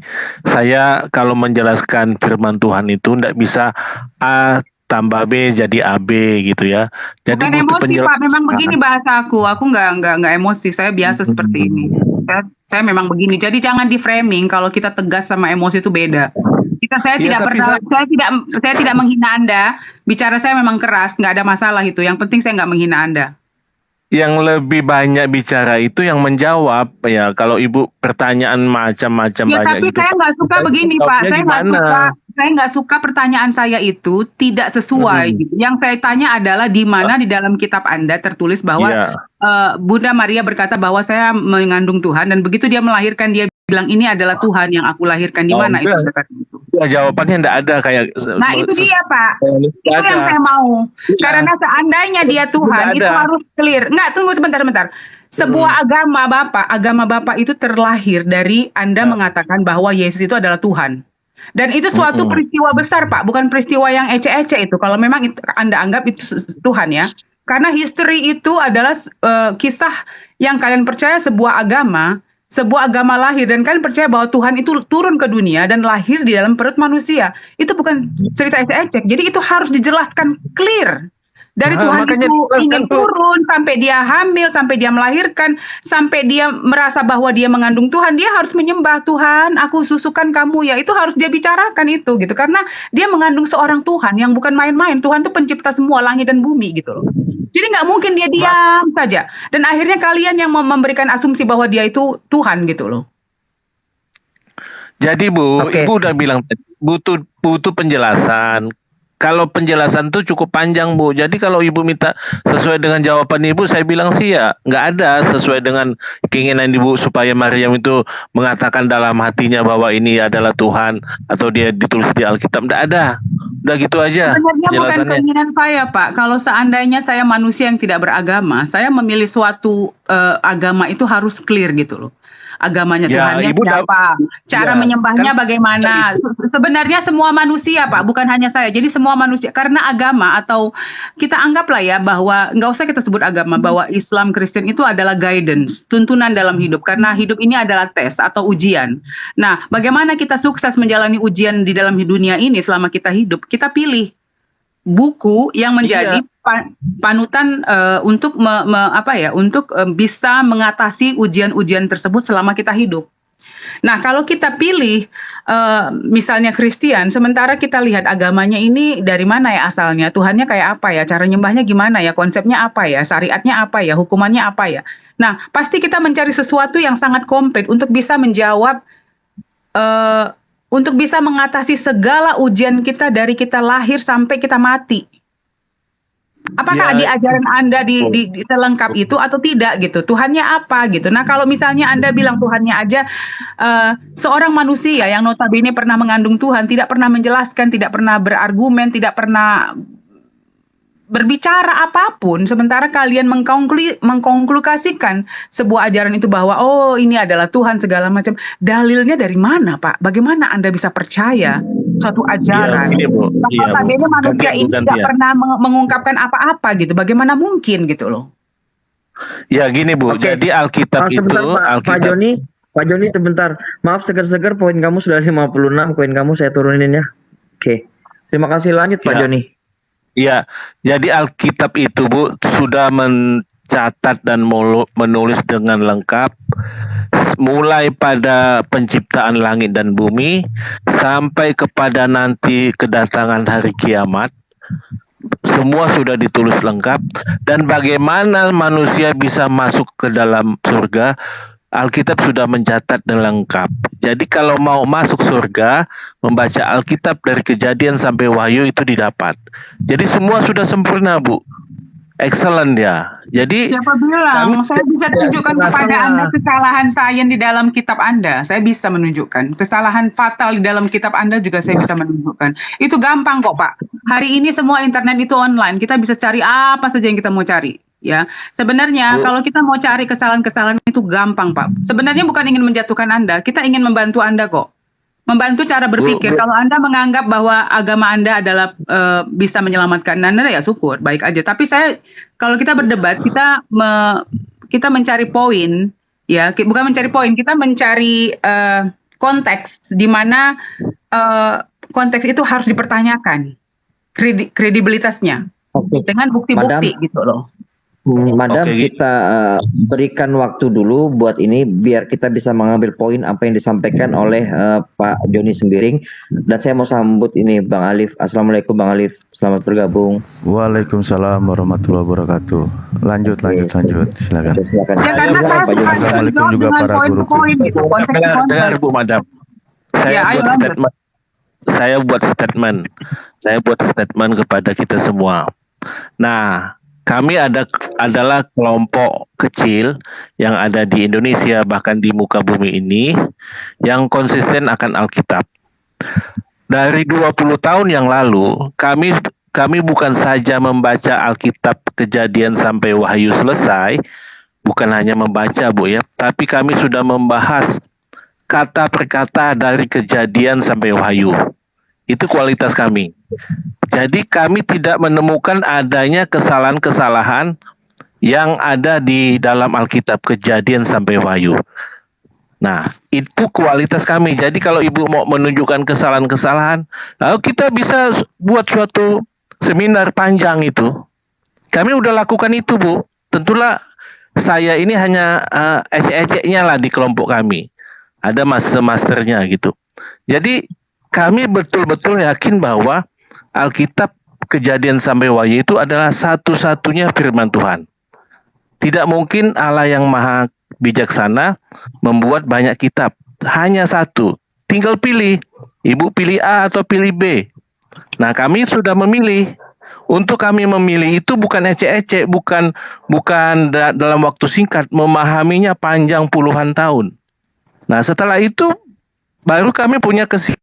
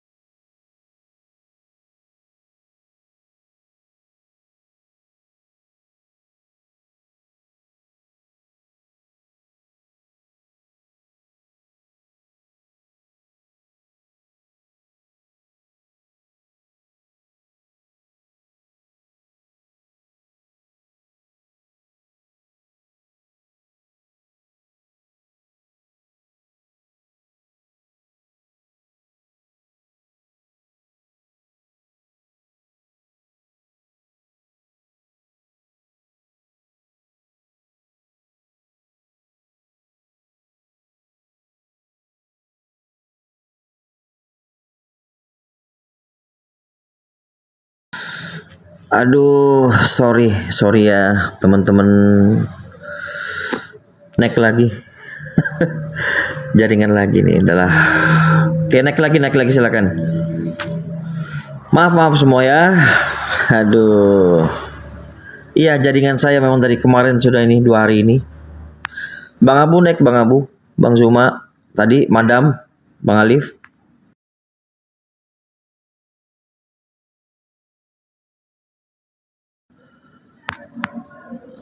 Kacau sekali jaringan tempat saya ini. Sebentar, ini agak nge-lag gini. Kacau dunia akhirat. Dunia akhirat pula. Naik Bang Abu. Kacau ini. Oke, Bang Zuma. Nge-lag ini, Dad. Iya, jaringan dari Ini kemarin udah. Bang. Ntar saya udah ngajukan ini kok ganti Apa? wifi. Layarnya ketutup ini semua ini typing. Aduh, lagi dijelasin kali. Mana madam naik Sinyal. lagi madam. Ya ini tapi layar saya bagus kan ini? Dad, ini layarnya kok di sini ketutup sama typing semua, Dad? Gelap, Dedi, nggak ada suara, nggak ada fotonya. Aman tapi ini aman. Ketutup sama typing. Ini bagus Oke, nih, Bang, Mas. Bagus. Bang Abu saya turunin naik lagi Bang Abu ya. Bang Abu. Oke. Aku juga ya, soalnya Oke, ini siap. nggak nampak, gelap semua. Sebentar madam, madam. Oke. Di bawah ya kalau dijelasin. Naik lagi Bang Abu. Iya, jaringan saya dari kemarin ini. Makanya semalam nggak live saya semalam. Ini gimana nih? Oke, madam masih ini ya. Madam saya turunin naik lagi madam. Oke. Oke. Ini gimana Bang Abu? Masih ini Bang Abu? Saya double suaranya. Double. Oh ya. Oke, naik. Aku turunin naik lagi lah. Oke. Naik lagi Bang Abu. Ini tempat saya tempat di sana ya kayaknya di. Naik lagi. Kacau ini. Paling semalam saya nggak live ini. Oke, madam naik lagi madam.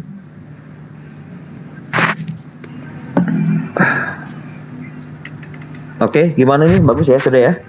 Ya. Oke, Ya, silakan bagus lanjut. Maaf ya semua ya teman-teman. Oke, silakan lanjut. Ya, saya lanjutin ya.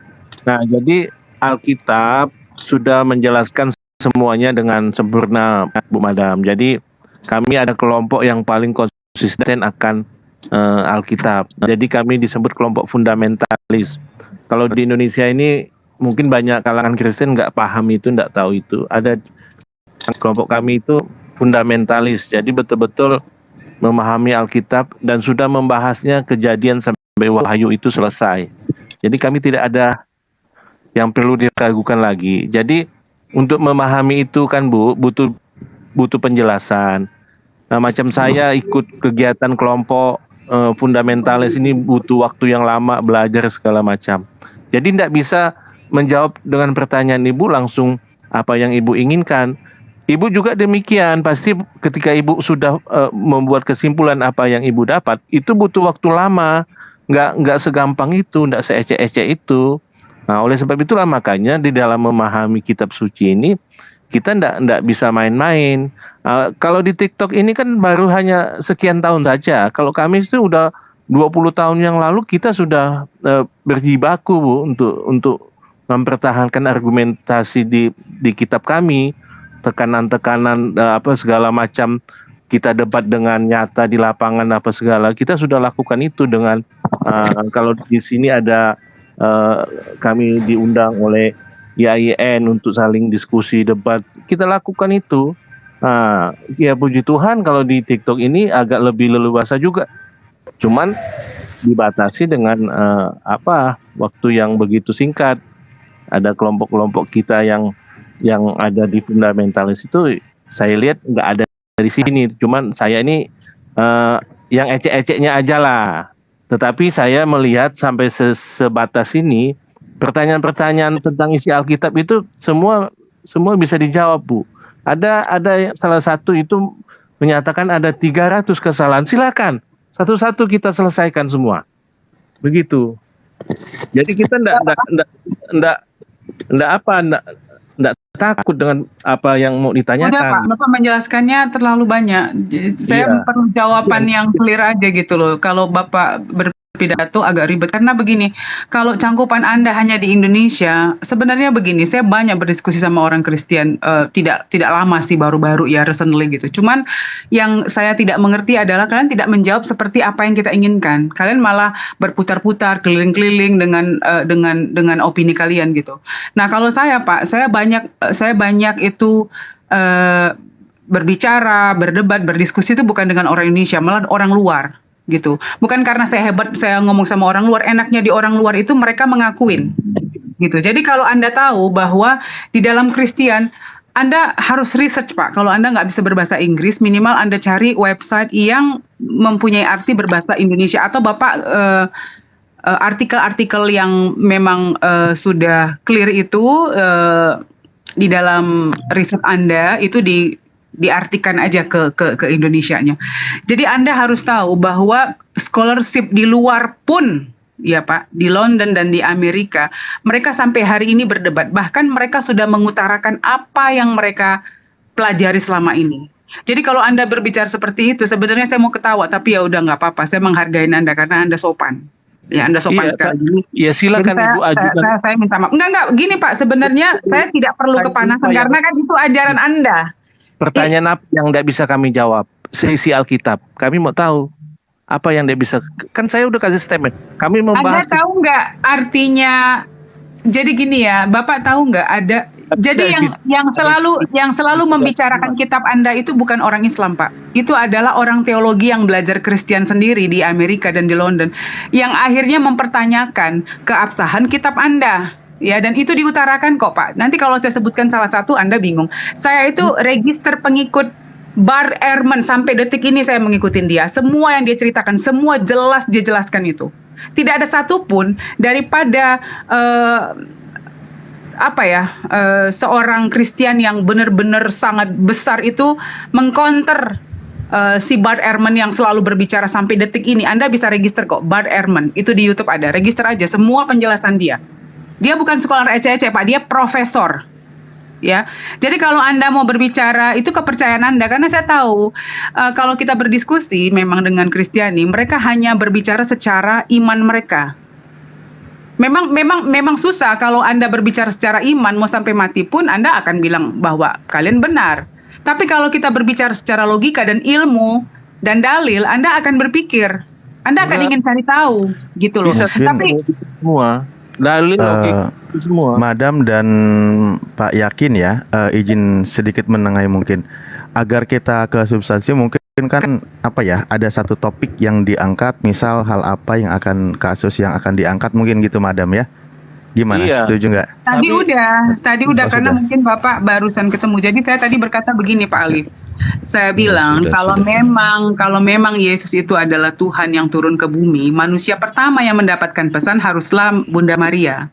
Dan pertanyaan saya adalah di mana di dalam Alkitab kalian atau buku apapun pendukung agama kalian menyatakan bahwa Bunda Maria itu pernah berbicara atau berindikasi berkata bahwa yang kukandung adalah Tuhan dan aku menyembah Dia di saat si Yesus itu lahir gitu loh. Itu satu.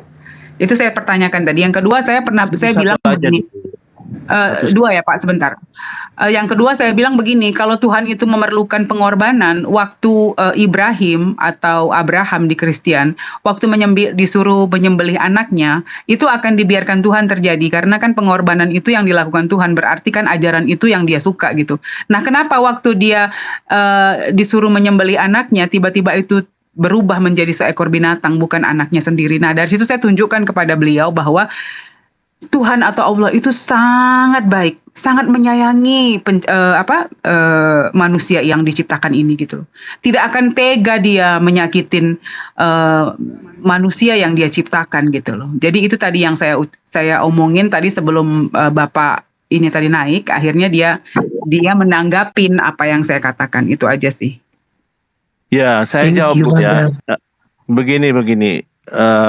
Saya sudah bilang kalau seisi Alkitab semua bisa kita jawab, tetapi dengan kemampuan saya sendiri kan tidak mungkin spontanitas, mungkin ada butuh waktu.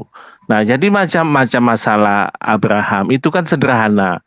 Begini Bu, kalau kita tidak pernah membahas selesai, kalau di tempat lain di kamar-kamar lain udah selesai baca Alkitab belum, Kejadian sampai Wahyu udah selesai belum katanya kan. Nah, kalau hanya membaca tidak ada guna Bu. Tetapi memahami keisian semua Kejadian sampai Wahyu, membahasnya kata per kata, pasal per pasal, itu sudah kami lakukan. Jadi kalau mau pertanyaan apa aja tadi kita bisa jawab. Nah menyangkut Abraham ya kan, kita kan berjalan Bu. Kalau kita Nah, membaca, Bapak hanya beropini, saya perlu jawaban, Pak. Jadi Saya kalau Bapak jawab, Pak, bilang saya ini jawab. salah satu ya, sebentar Bapak. Ini the Jawab, top saya 10 jawab. attack against the Bible historical reliability dan how to answer them. Jadi Anda tahu ada beberapa orang ya yang benar-benar ini. Kalian lihat ini. Ini yang ini orang yang kalian tahu apa artinya Christian ethic. Nah, orang-orang ini bukan orang sembarangan, Pak. Ya. Jadi kalau Anda cuman berbicaranya hanya di dalam Indonesia ini, yang saya tahu, Pak, kalian ini selalu mendengarkan pendeta berbicara. Pendeta yang menunjuk kitab atau menunjukkan ayat yang perlu dibaca. Saya tahu kok di dalam Kristen itu tidak boleh membaca kitab itu sembarangan katanya. Ya kan? Padahal kitab itu harusnya bebas dibaca oleh orang untuk mempelajari semua ilmu agama tersebut, bukan melalui bukan melalui seorang pendeta yang mengungkapkan apa. Jadi ayat-ayat yang mau dibaca dia yang pilih, ya kan? Itu tidak fair, Pak, gitu. Jadi Anda hanya mendengarkan dogma-dogma. Coba kalau Anda memang ingin mempercayain agama Anda, coba banyak baca, Pak. Research, Pak, gitu. Karena gini, saya bukan terlahir sebagai seorang ustadz, tidak. Saya seorang yang memakai logika saya. Ya, dari saya itu lahir sampai saya besar, saya tinggal di luar pernah. Jadi saya mencari semua. Saya pernah ke Notre Dame de Paris yang semuanya bentuk patung. Padahal dalam kitab Anda itu tidak boleh ada statu atau patung. Tapi semua itu gereja di Eropa itu semua patungnya besar-besar. Saya bingung ini ajarannya ngikutin siapa ya segituin. Padahal dalam buku Anda udah jelas kelihatan tertulis apa yang tidak boleh, apa yang boleh. Tapi begitu kita pergi ke gereja, saya lihat saya tercengang, ini apa ya? Saya kayak gitu ini. Jadi saya berpikir begini, Pak. Cobalah Bapak. Saya jawab. Baca gitu. Bapak menjawab. Saya banyak membaca, bukan hanya dogma-dogma, Pak. Ya, jadi saya itu register semua saya baca itu yang dari luar. Karena kalau orang asing itu dia memang sangat transparan, terang-terangan dia berbicara. Especially Bart Ehrman itu adalah buku terlaris di dunia, Pak, yang dibeli. Tidak ada satupun yang mengcounter dia. Tidak ada. Gitu loh. Tapi kalau Anda ingin mengimani karena Anda menjawab dengan iman Anda, saya paham. Saya menghargai itu. Karena orang kalau udah menjawab dengan iman ya kita nggak bisa ngomong apa-apa ya. Bu, tapi kan kita bicara bukti. Gini, Bu.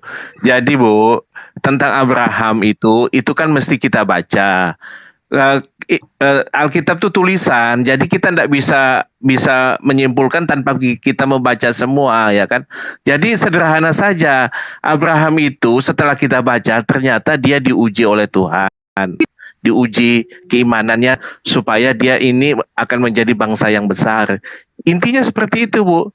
Masalah Tuhan mengasihi. Nah, itu yang Bapak jawab itu yang saya tidak perlu tahu, karena itu saya tahu bahwa dia itu diuji Tuhan. Pertanyaan saya adalah kalau Tuhan mengizinkan pengorbanan, dia izinkan itu terjadi, tapi dia selamatkan itu menjadi seekor binatang gitu.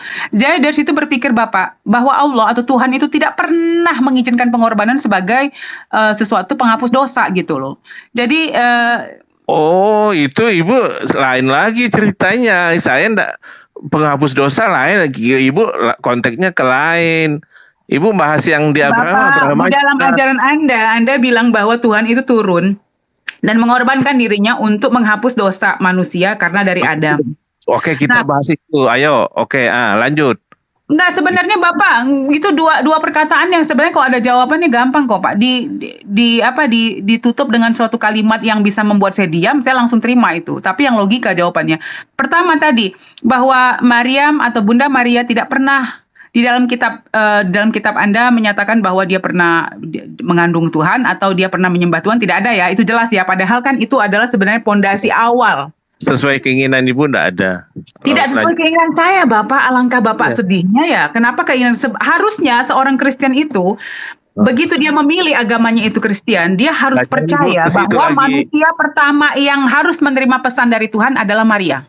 Karena Tuhan itu ada dalam perut dia. Sehingga indikasinya Maria itu harus tahu dari dia mengandung sampai dia melahirkan, harus ada indikasi bahwa dia menyatakan, oh Tuhan kau ada dalam perutku. Begitu dia melahirkan, begitu Yahudi berkata bahwa oh kamu berzina, dia harus bilang ini adalah Tuhan.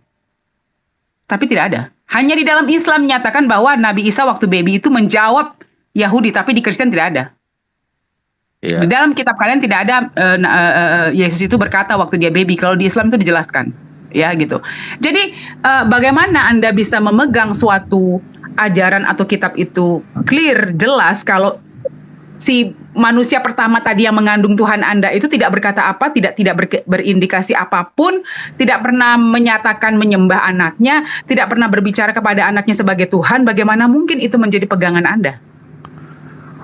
Atau mungkin saya bantu gini ya Bu ya. Nanti kan sama Guru Ndajoma, aku izin mungkin host juga ya, kita biar mencair dan mengalir gitu. Tadi dari Madam itu tuntutan mungkin Pak Yakin ya, kasih pembuktian dulu biar poinnya dapat di sini paling tidak. Atau gini mungkin pertanyaan sederhananya, sejak kapan kalau memang Anda yakini kan tahu bahwa Tuhan, Bunda Maria mengetahui bahwa yang dikandungnya itu adalah Tuhan? Mungkin apa dari situ dulu saya kasih pertanyaan biar Bapak keluarkan ayatnya gitu. Ya jelas Pak itu, karena kan seperti saya bilang tadi, manusia pertama yang harus menerima pesan dari Tuhan bahwa dia akan dimasukin Tuhan adalah Maria. Pasti harus dari dia, dasar awalnya dia manusia pertama yang harus lebih dekat kepada Tuhannya ya. Kalau kita anggap yang paling dekat ya, kalau kita anggap bahwa Yesus itu adalah Tuhan ya. Ibu ini memaksa supaya jawabannya sesuai keinginan Ibu. Itu bukan memaksa Bapak jangan memframing. Itu adalah suatu histori yang harus Anda punya sebagai landasan ajaran agama Anda. Jangan bilang maksa. Kalau saya nggak peduli Pak, kita kan berdiskusi. Kalau berdiskusi akan sesuatu, Bapak harus menunjukkan dalilnya, itu aja, selesai kok Pak. Kalau Bapak menolak untuk membicarakan ini, ya udah speed aja, cari yang lain gitu loh. Berarti Anda nggak bisa jawab, that's it. Saya bisa jawab, tetapi tidak sesuai keinginan Ibu. Maria bilang, Maria mengatakan ini dari Roh Kudus. Itu logika Pak, berpikir manusia pertama di dunia ini yang harus mendapatkan pesan dari Tuhan adalah Maria. Dan itu tunjukkan sama saya satu dalil atau dua dalil atau tiga dalil yang menyatakan bahwa Maria itu berpikir bahwa yang dikandungan itu adalah Tuhan, dan begitu dia melahirkan dia harus menyembah bahwa itu Tuhan gitu loh. Harusnya dia manusia pertama yang tahu dan yang mendapatkan pesan pertama dari Tuhan itu adalah dia. Nggak ada. Dalil itu nggak ada di Alkitab. Nggak ada. Udah, Ibu betul nggak ada. Jelas ya teman-teman bahwa sesuatu yang sangat penting dalam ajaran Anda seharusnya itu jelas. Jadi itu pesan Tuhan kepada Maria aja tidak ada. Ya bagaimana pula pesan Tuhan kepada manusia untuk menyembah dia gitu loh Pak. Sebenarnya itu sangat logika banget gitu. Kalau saya diberikan pesan oleh Dedi, Madam, saya nitipkan anak saya di rumah Anda. Manusia pertama atau orang pertama yang harus menerima pesan dari Dedi itu adalah saya. Karena saya dititipkan anak oleh si Dedi misalnya. Madam, saya titip anak saya ya. Benar nggak teman-teman semua? Setuju nggak? Maryam bilang terjadilah sesuai dengan perkataanmu. Jadi dia menyerahkan semuanya itu kepada kehendak Tuhan. Jadi bukan kehendak dia lagi yang terjadi pada Maryam. Begitu Bu, dengan tulus. Bapak, Maryam ini manusia. Kalau Tuhan itu datang ke perut dia dan dia harus berkata kepada manusia yang lain, hai manusia yang lain, aku adalah perempuan pertama yang dimimpikan atau diberikan pesan oleh Tuhan dan ini aku mengandung dia. Dia harus mensosialisasi message yang Tuhan berikan kepada dia, dan dari Yesus itu lahir dia harus mensosialisasikan kepada semua manusia di dekat dia termasuk keluarga dia bahwa aku lagi mengandung Tuhan. Kalian harus menyembah Tuhan ini karena aku mendapat pesan. Itu harusnya sumber daya yang pertama yang harus kita jadikan sebagai sumber daripada ajaran Anda adalah Bunda Maria. Aduh, dia sudah sosialisasi, dia mendatangi Elizabeth, dia sudah sosialisasi. Sosialisasi bukan sebagai manusia biasa Pak, sebagai Tuhan, karena di Islam bahwa dia berbicara bahwa dia mendapatkan anak itu adalah titipan dari Tuhan, itu kita tahu. Di dalam Islam, Yesus itu atau Nabi Isa itu adalah profet atau nabi, bukan Tuhan. Jadi itu yang kita bicarakan hari ini Pak. Kalau diskusi sama Ibu, saya op aja sih, nggak mampu gini. Hanya dia yang ngomong, nggak bisa. Ini bukan diskusi namanya. Udah lanjut aja host. Ya berarti Anda nggak bisa menjawab, jelaskan, clearkan. Seluruh isi Alkitab bisa kita jawab. Tapi aduh Bapak, Anda bicara itu terus loh, bahwa Natal hari ini, bahwa itu tidak ada dalam kitab Anda aja, Anda diam terjadi bertahun-tahun gitu loh. Hari ini banyak di TikTok mengatakan bahwa Natal itu bukan hari Islam, bahwa bukan lahirnya Nabi Isa atau Yesus. Tapi kalian diam 1000 bahasa. Almasih, diam, hari ini siapa? kalian bilang Almasih itu bukan Kristen, padahal perayaan Almasih di kalender bertahun-tahun dari saya kecil sampai sekarang tua pun masih menjadikan perayaan Kristiani Almasih itu. Kalian tolak terus Almasih itu bukan Islam, bukan Kristen, bukan Yesus, tapi kalian pakai itu Almasih di dalam ajaran kalian, di dalam gereja kalian tulis gereja Isa Almasih. Tapi kalian menyangkal bahwa Yesus itu Isa Almasih. Jadi jangan bilang Bapak bahwa Bapak mau membahas satu persatu bahwa Isa Almasih yang kalian tentang hari ini aja pun masih kalian pakai pun masih saja kalian bilang itu perfect dan segala macam gitu. Jadi jangan bullshit kepada saya, Pak.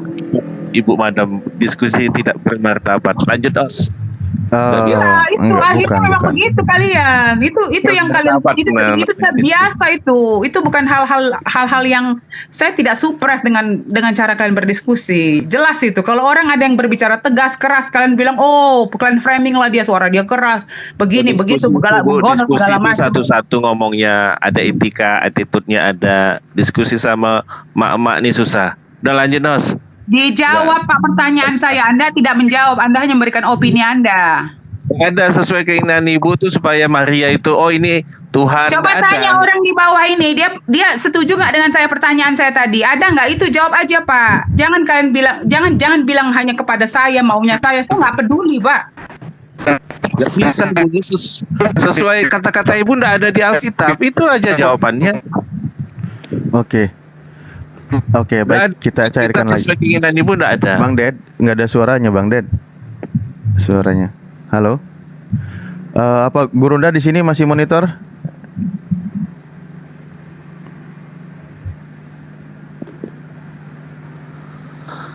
Halo. Cek. Lanjut, kita Bang Alip, lanjut. kita carikan dulu.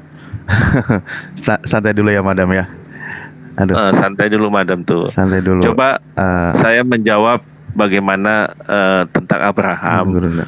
Kok tidak jangan Abraham dulu, Pak. Itu tadi pertanyaan saya pertama dijawab dulu. Jangan jumping begitu. Belum selesai satu, baru kalau satu selesai baru yang kedua gitu. Kayak gitu diskusi yang benar, Pak. Jadi jangan sebentar, Pak. Jangan Bapak ceritakan bagaimana Yesus itu datang di dalam perutnya Maria, itu saya nggak perlu. Pertanyaan saya udah clear. Berarti nggak ada ya? Di dalam kitab Anda nggak ada ya? Nggak ada, Bu. Nah, oke. Baru boleh kedua sekarang. Ya udah. Dua. Berarti pertamanya tadi nggak dijawab ya? Nggak ada, teman-teman. Bukan nggak dijawab, jawabannya nggak ada. Oke. Poin kedua, silakan Pak Yakin. Oke, poin kedua apa, Bu? Tentang keselamatan. Itu tadi kalau memang Tuhan itu mengizinkan pengorbanan, dia akan kenapa dia harus tukar ya, Ishak atau di kalian Ishak ya, kalau di kami di Ismail ya. Kenapa dia tukar itu pengorbanan itu ya? Kalau memang dia akhirnya berkorban, sebentar Pak. Kalau Tuhan itu akhirnya berkorban dan dia mau dan dia rela ya digantung ya. Ya, berarti dia mengizinkan pengorbanan itu. Tapi ini kan tidak. Maksudnya pengorbanan yang mana, Bu? Ishak. Jadi begini, Bu, keselamatan itu kita mulai ketika kita memahami bahwa manusia itu jatuh ke dalam dosa, berdosa, Bu. Nah, dosa ini dalam penglihatan Tuhan tidak bisa ditoleransi, Bu. Tuhan tidak mentoleransi sedikit pun dosa. Sedikit apapun dosa, bohong sekalipun Tuhan tidak toleransi. Tuhan tidak memaklumi itu. Dosa itu satu-satunya jalan supaya bisa diselesaikan, yaitu dosa itu harus dihukum. Nah, kami tidak bisa menyelesaikan hukum dengan amal ibadah, sedekah, perbuatan baik, puasa, semedi, segala macam. Tidak bisa. Konsekuensi dosa itu harus dihukum, sebab upah dosa ialah maut. Nah, kita semua nih dihukum, Bu. Seharusnya kita dihukum. Saya nih sebagai manusia berdosa mestinya dihukum. Penghukumannya adalah mati di dalam neraka. Tetapi begitu besar kasih Tuhan akan dunia ini, makanya Dia yang dalam kesetaraannya dengan Allah menjadi manusia untuk dihukumkan. Tujuan utama Yesus datang itu hanya satu, untuk menyelesaikan dosa, yaitu dihukum sampai mati. Terus kalau dia tidak berkorban, dia akan kena apa, Pak? Konsekuensi dosa tadi, Bu. Konsekuensi itu terikat oleh suatu perjanjian, Pak. Nah, kalau dia adalah Tuhan, dia pencipta segala macam semua seluruh di dunia ini, dia Tuhannya. Kalau dia tidak berkorban, dia mendapat apa? Apa yang dia dapatkan? Menurut Anda, Tuhan itu terikat oleh suatu janji dan hukuman. Karena manusia, seseorang itu berkorban karena dia mendapatkan konsekuensi yang lebih tinggi dari kuasa dia, ya. Jadi kalau saya bilang saya berkorban demi teman saya berkorban untuk menyelamatkan teman saya, berarti saya merasa bahwa di atas saya ada kekuatan yang lebih tinggi. Nah, kalau Anda bilang Tuhan Anda berkorban, nah kalau dia tidak berkorban, apa konsekuensinya? Kan dia pemilik hukum tertinggi di seluruh jagat raya. Kenapa dia harus berkorban? Dia kan Tuhan, suka-suka dia. Nah, sekali lagi saya bilang, kalau dia bisa menciptakan binatang tanpa harus melakukan apapun, tanpa harus melakukan dosa segala macam, dia bisa segampang itu menciptakan binatang. Kenapa dia tidak lakukan itu kepada manusia? Kenapa dia harus turun ke dunia ini? Dia kok yang menciptakan manusia dan dia juga yang menciptakan hukuman. Kalau kamu melakukan kejahatan, ini hukum kamu. Kalau kamu melakukan kebaikan, ini reward kamu. Dia loh menciptakan peraturan itu, Pak. Kenapa pula Bapak beranggapan orang yang menciptakan peraturan itu harus turun ke bumi lagi? Dia Tuhan, Pak. Dia penguasa yang lebih tinggi, tidak ada di atas dia.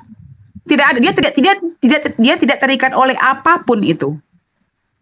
Kita melihat ke atas lagi, Bu, ya. Kita mau lihat ke atas lagi supaya Ibu paham bagaimana kejatuhan iblis. Nah, ini paling maksimal. Iblis itu tidak ada ampun. Dia dihukum. Itu contohnya. Dia dihukum nanti. Pada akhirnya dihukum. Nah, demikian juga manusia, konsekuensinya Kenapa menurut Anda Tuhan tidak menolong iblis? Nah, Ibu bahwa tahu iblis diciptakan oleh manusia, diciptakan juga oleh Tuhan. Iya, malaikat manusia diciptakan. Kesalahan. Di ajaran Anda iblis itu diciptakan Tuhan nggak? Diciptakan. Kita nggak usah bahas ke situ. Saya pernah berbicara dengan orang Kristen, mereka bilang bahwa iblis itu tidak diciptakan Tuhan. Ibu ngomong, Ibu coba saya kasih tahu ya, mumpung Ibu masih sehat, masih hidup. Ibu cari kelompok fundamentalis yang ada di dunia ini. Jadi saya jelaskan dulu. Iblis itu... Enggak, saya ingin bertanya kepada Anda, di dalam ajaran Anda, bahwa iblis itu diciptakan Tuhan atau tidak?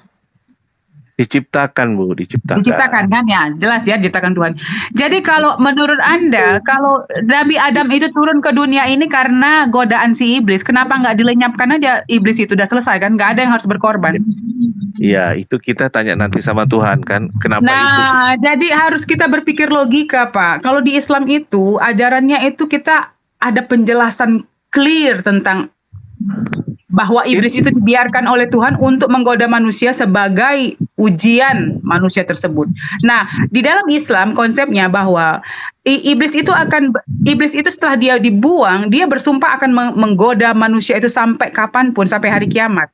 Nah, manusia itu diberikan kitab suci.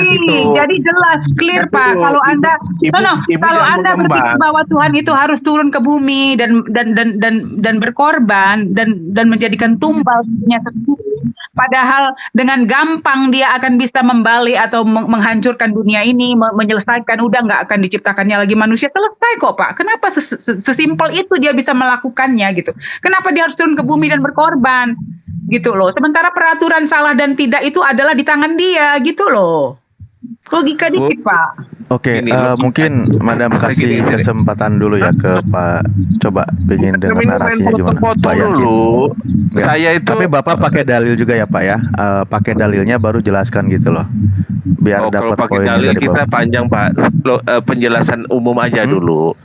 Penjelasan ya, bagaimana. Maksud saya penjelasan itu berdasarkan dalil gitu. Jadi enak kita nggak asumsi. Iya, tetapi saya tidak menyebutkan dalilnya di mana jelas isi Alkitab tuh ya saya tidak hafal semua gitu. Nah, gini aja Pak, sebelum saya turun, saya males sih kalau kita berbicara secara asumsi, capek Pak ya. Saya baca dan saya nggak suka dijawab dengan asumsi. Jadi kalau memang Bapak kepengen menjawab secara clear dalam kitab Anda mendingan 3 hari dulu baca-baca, nanti ketemu lagi dengan kita gimana. Jadi adil gitu loh. Ibu kalau membahas tuh jangan ngembang kemana-mana. Kan tadi masalahnya kenapa mesti mati manusia, Tuhan menjadi manusia. Nah kok bisa mati dulu begitu. Jadi jangan ngembang kemana. Saya kasih contoh. Apa mati dulu Bapak? Enggak ngerti saya dengan Bapak ini. Saya Bapak kasih bingung contoh. dengan jawaban Bapak sendiri kan. Kasih contoh bahwa iblis itu dihukum. Nah dosa itu mesti dihukum juga Bu.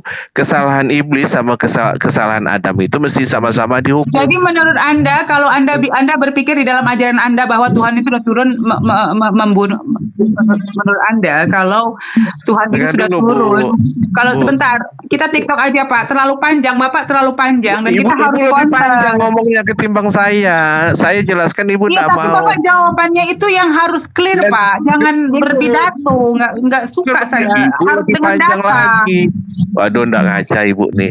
Jadi dosa itu mesti dihukum Bu. Oleh sebab itulah, misalnya Ibu di tengah jalan atau di mana Itu Ibu Bapak maling, nggak usah jelaskan, di semua agama itu dosa emang harus dihukum, jangan diulang-ulang Pak, itu sesuatu yang menjadi knowledge semua manusia udah tahu itu. nggak bisa di tempat Bentar. Ibu bisa dengan perbuatan baik, amal sedekah. Kalau Pak Yakin, maaf Iya. ya saya potong. Yang dihukum itu bukan dosanya, orang yang berdosanya kan Pak? Ya betul, dihukum. Iya, orang berdosa yang dihukum. Aturannya seperti apa? Tadi kan Bapak bilang dosa itu harus dihukum. Dosa Iya. kan bukan bentuk tapi sifatnya, melakukan orangnya dosa yang lah, dihukum Pak. karena berdosa Iya, gitu. kan? Yang melakukan dosa dihukum. Saya dihukum, Bapak dihukum, semua kita dihukum karena dosa. Konsekuensinya gitu. Nggak bisa dengan amal ibadah, sedekah, puasa, meditasi. Nggak Kok bisa. nggak bisa? Nggak bisa. Alkitab gitu, Pak. Oh, Kecuali di kitab Bapak. bentar. Bapak udah baca Yeskel itu Pak, Yeskel 18 20 sampai 22. Bapak baca aja lah. Kalau Saya Bapak bantu bacakan. Izin madam dulu bentar ya, biar Iya, biar lanjut, yang Pak, ini lanjut, keputus lanjut. dulu. Iya. Oke. Orang yang berbuat dosa itu yang harus mati. Anak tidak akan turut menanggung kesalahan ayahnya, dan ayah tidak akan turut menanggung kesalahan anaknya. Orang benar akan menerima berkat kebenarannya, dan kepastikan orang fasik akan tertanggung atasnya. Tetapi jikalau orang fasik bertaubat dari segala dosa yang dilakukannya dan berpegang pada segala ketetapanku serta melakukan keadilan dan kebenaran, ia pasti hidup. Ia tidak akan mati. Segala durhaka yang dibuatnya tidak akan diingat lagi terhadap dia. Ia akan hidup karena kebenaran yang dilakukannya. Nah itu Pak dalilnya Pak. Iya. Iya. Gimana? Bapak nih saya harus jelaskan Pak. Jadi kita bisa memahami bahwa bagaimana manusia itu Yeskel Pak ya. Yeskel Di zaman PL itu tanpa harus ini Pak, pengorbanan Tuhan Pak. Ya, dari dulu secara umum Pak ya, bagaimana manusia perjanjian lama dari Adam sampai sebelum Yesus itu selamat bisa masuk surga, ini paham dulu ini. Kalau tidak paham ya semua kutip satu panjang penjelasannya. Bagaimana Adam sampai sebelum Yesus itu bisa selamat masuk surga. Nah, ayatnya tetap sama, Yohanes 14 ayat 6. Akulah jalan kebenaran dan hidup. Tidak ada seorang pun yang dapat datang kepada Bapa kalau tidak melalui aku. Mulai Adam sampai dengan manusia yang paling akhir itu selamat melalui salib Yesus. Nah, kalau saya dalil tadi Bapak nggak terima Pak? Enggak, betul, dalil tadi betul. Tetapi intinya di situ bagaimana? Nah, ini panjang, butuh penjelasan Pak, bahwa Adam dan ketika Adam jatuh ke dalam dosa, kan di dalam Kejadian dikatakan nanti akan ada penyelamat. Nanti katanya, nanti ribuan tahun kemudian. Yang dimaksud itu adalah Yesus. Nah, Adam mengimani bahwa nanti dosanya. Aduh, madam kalau pakai asumsi memang perlu dipotong juga. Makanya Bapak dari tadi saya bilang nggak bisa kita. Gini, Pak. Di dalam kitab Anda sendiri tertulis bahwa ya orang yang berbuat dosa itu harus mati. Anak tidak akan turut menanggung kesalahan ayahnya, dan ayah tidak akan turut menanggung kesalahan anaknya. Dari kata-kata itu aja Anda jelas bahwa tidak ada yang bisa menanggung dosa siapapun. Anda berarti nggak ajaran Anda sendiri sih? Iya, kalau dosa-dosa ayahnya siapa yang tanggung coba? Nanti Dosa kalau ayah, dosa Gurunda anak dekat perangkat, kasih tahu aja Gurunda. itu salah memahami. Ayah tidak menanggung dosa salah anak, anak memahami tidak ya, Bang. menanggung Jelas banget bahasanya. Ini kalimatnya lugas, saya ulang ya. Tetapi jikalau orang fasik, ya, jikalau orang fasik bertaubat dari segala dosa yang dilakukannya dan berpegang pada segala ketetapanku serta melakukan keadilan dan kebenaran, ia pasti hidup, ia tidak akan mati. Ya, dia Gitu, Pak. bertobat. Dia bertobat, Pak. Dia bertobat. Ini Dia sebelum bertobat. Yesus turun ya Pak ya, sebelum Iya. ada PB ini. Makanya saya cukup kasih jelas satu, Pak ya. Ketika di dalam Kejadian dijelaskan bahwa nanti akan ada penyelamat. Di dalam Kejadian 3 ayat 15 nanti akan ada penyelamat, yaitu Mesias. Nah, mereka Adam itu, Pak, memahami bahwa nanti ada Mesias, yaitu Yesus. Nah, kemudian mereka diberikan suatu ibadahnya ibadah ritual, yaitu mengambil hewan lembu yang bagus, sambil menyesal bertobat mengaku dosa, hewan itu disembelih. Kita tahu ini dari mana? Bertahap, Pak, bertahap. Nanti Nuh ketika dia bongkar Kain kasih persembahan tumbuh-tumbuhan, Habel binatang. Nah, yang Tuhan senang yang binatang. Nah, di dalam Yohanes, ketika Yohanes datang, Yohanes mengatakan begini, ini singkatnya aja, Pak.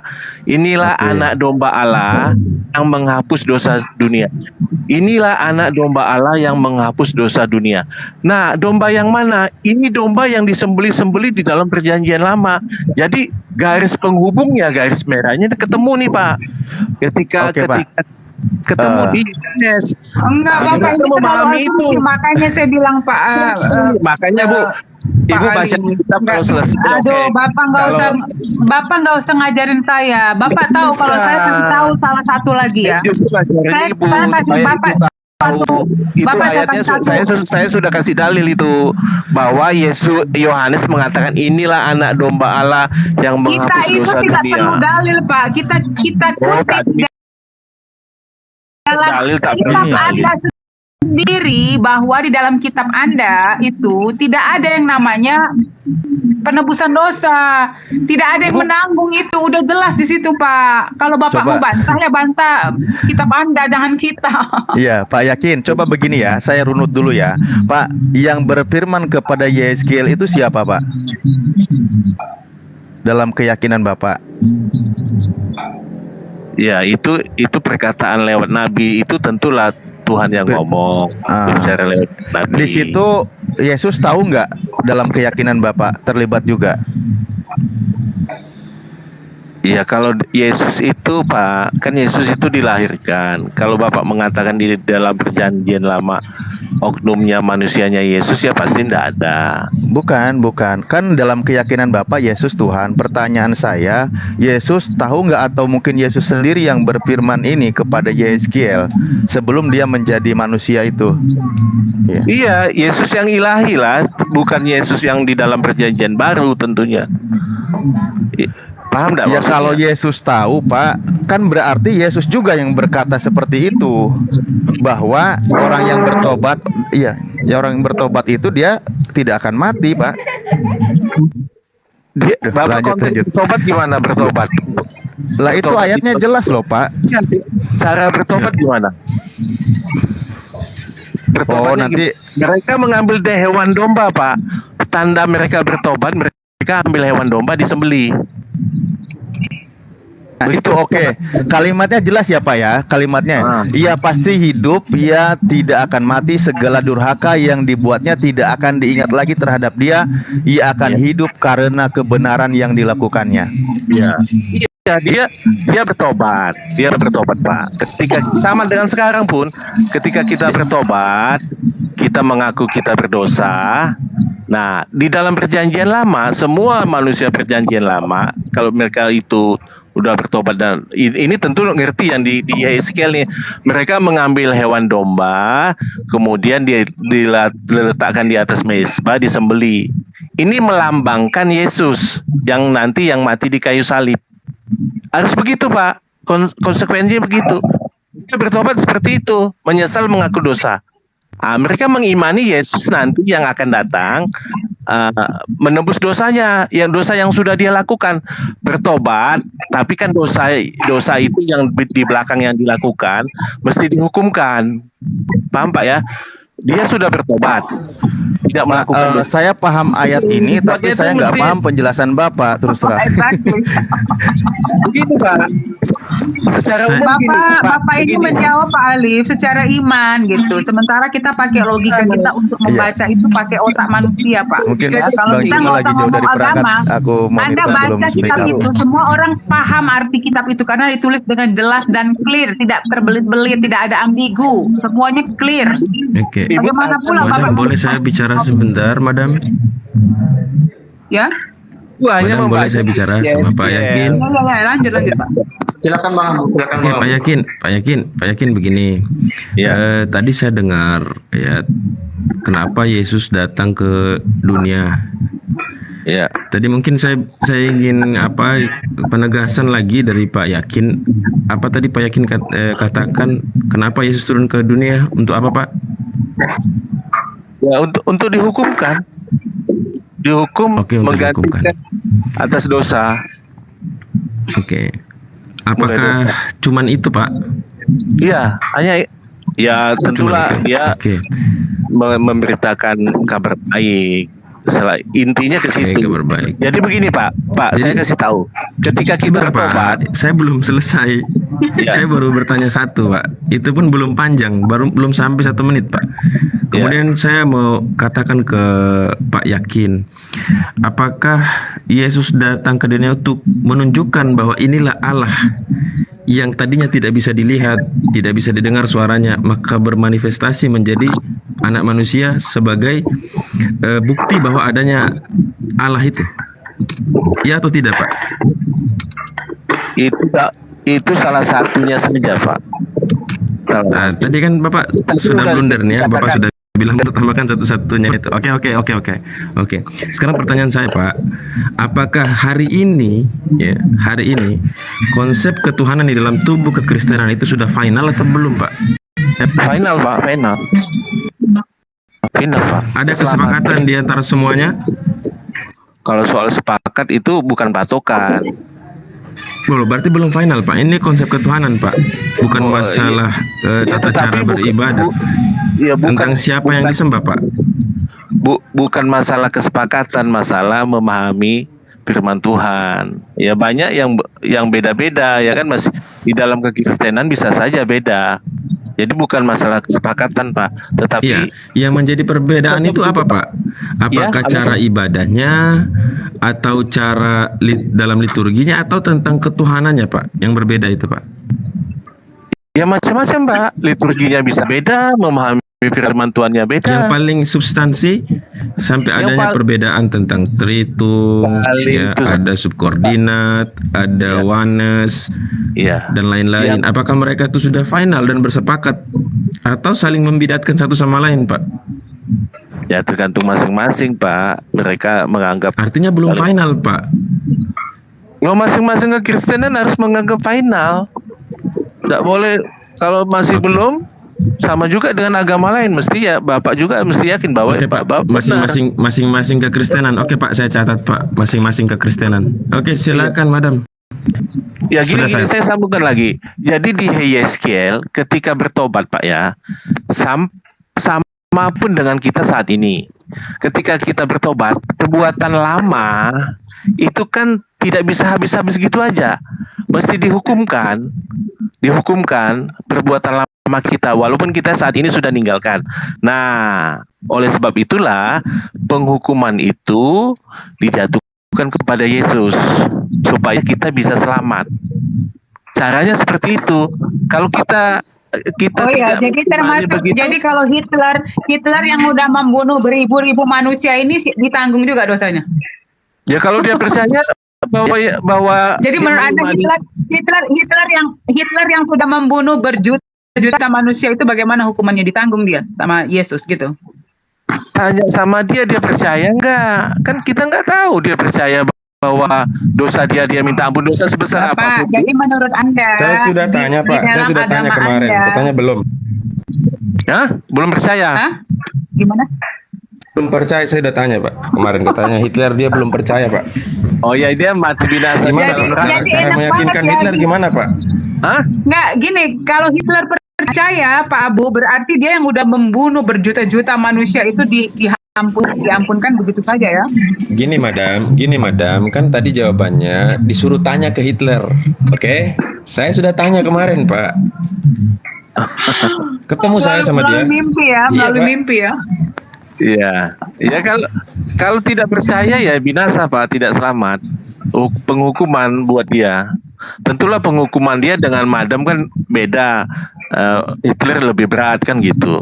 Kalau tidak percaya Yesus. Sebenarnya Bapak, kalau Bapak mengimani ajaran Bapak, Anda harusnya menerima ayat yang dibacakan sama Bapak Alif tadi. Ya semua kita sebagai terima, cuma kan Ibu salah memahaminya. Makanya saya bilang harusnya pesan Tuhan itu clear, Pak. Yang mana sebenarnya ini? Di satu sisi dia membuatkan suatu ayat yang menyatakan bahwa Bapak tidak menanggung dosa anak, itu udah jelas clear ada di dalam kitab Anda. Nah di sisi lain Anda berkata konsepnya berbeda lagi dalam pengampunan dosa. Jadi itu kan berarti pesannya itu nggak clear, Pak. Gini Bu, saya sebagai ayah berdosa, tidak mungkin dosa saya ditanggung anak. Demikian juga sebaliknya. Tetapi saya melepaskan tanggung jawab dosa saya kepada Tuhan. Dari konsep kecil aja, Pak. Dari konsep dosa kecil aja, skupnya kecil ya kita bilang bahwa di dalam agama Anda menyatakan bahwa tidak ada yang menanggung dosa siapapun, apalagi Tuhan menanggung dosa manusianya. Nah, kecuali Tuhan yang tanggung. Kita menyerahkan percaya bahwa Tuhan Kalau Tuhan ini telah menanggung dosa manusia, Pak, dia tidak berikan hukuman dosa dan pahala dan surga, tidak ada tuh aturan itu. Jadi diciptakan aja manusia ini, dia bilang aku menanggung dosa manusia. Jadi nggak perlu lagi ada agama, nggak perlu ada nabi-nabi yang turun. Itu Ya, kemauan. jadi clear bahwa saya menanggung dosa manusia. Jadi bebas dong manusia ini mau ngapain aja, bahwa hidup ini bukan gitu loh. Ada syaratnya. Jangan complicated Pak pesan itu. Ibu dosa ibu, kalau ibu tanggung, ibu binasa masuk neraka. Siapa yang nanggung dosa ibu? Kalau ibu nanggung sendiri, coba. Ya, yang menanggung dosa saya sendiri. Kalau saya banyak dosa, saya bertobat dan saya akan melakukan apapun yang Tuhan ajarkan. Itu namanya bertobat. Di Islam itu ada bertobat. Dosa itu tergantung dari manusia itu sendiri. Sudah jelas itu individual dosa. Di Islam itu tidak ada reinkarnasi, nggak ada reinkarnasi di Islam. Bahwa saya lahir ke bumi ini, saya memiliki dosa, ya itu tanggung saya. Kalau saya mau bertobat, ya itu Tuhan akan mengampuninya dengan segala apapun yang. Gimana mengampuni asal ampun-ampun gitu, ndak ada syaratnya gitu. Kalau ibu nanggung dosa ibu dihukum di neraka pasti. Tetapi kalau ibu menyerahkan bahwa Tuhan, tapi kalau di Islam itu Bapak, kalau hari ini Anda bertobat dan Anda masuk Islam, dosa Anda semua 0, 0. Enggak. Ya, dari hari itu saya kasih tahu konsep kita ya Pak ya. Kalau di Islam, kalau hari ini Bapak itu masuk Islam misalnya, dosa Bapak itu 0. Tapi setelah Anda masuk Islam akan dihitung perjalanan hidup Anda dari hari ini ke depan, apakah mengikuti ajaran Allah Subhanahu Wa Taala atau enggak. Kayak itu gitu. Gagal, bisa ndak masuk surga. Kalau saya sudah saat ini saya agama Anda yang mana yang paling. Sekarang saya tanya sama Anda Pak, saya tanya di dunia ini aja kalau Anda di penjara ya, kalau Anda di penjara ada sistem yang namanya dihukum kan? Karena salah kan dihukum Bu pasti. Nah itu konsepnya begitu. Di dunia ini siapa yang salah dihukum, itulah dosa. Tidak bisa dipakai ya, tapi ada revisi kalau Anda berbuat baik dan Anda bisa dikeluarkan dengan cepat. Itu hukum di dunia ya. Bagaimana itu pula dengan hukum Tuhan? Makanya Tuhan itu dibilang Maha Esa karena Dia Maha Pengampun dan Maha Pengasih. Itu revisi. Ya, kalau Anda mengikuti ajaran Dia, mengikuti semua ajarannya yang Dia berikan melalui kitab suci Al-Quran, selamatlah Anda di dunia dan di akhirat. Konsep jelas Pak, gitu. Baik. Kalau konsep Anda di suatu kitab nanti dibilang begini, di kitab yang lain bilang begini, orang yang baca pun bingung Pak. Ini yang mana sebenarnya pikirnya kan? Ibu lihat nama saya, yakin pasti masuk surga. Minggu depan, bulan depan, tahun depan, ketika saya mati saya pasti masuk surga, Bu. Udah jelas. Oh pasti. hebat dong. Iya, itulah hebat. Hebat kalau ada manusia yang sangat pedenya mengatakan dia masuk surga. Astagfirullah. Itu hebatnya, Bu. Di situ Bapak, sementara yang harus Anda percaya sebagai pegangan daripada agama Anda adalah bahwa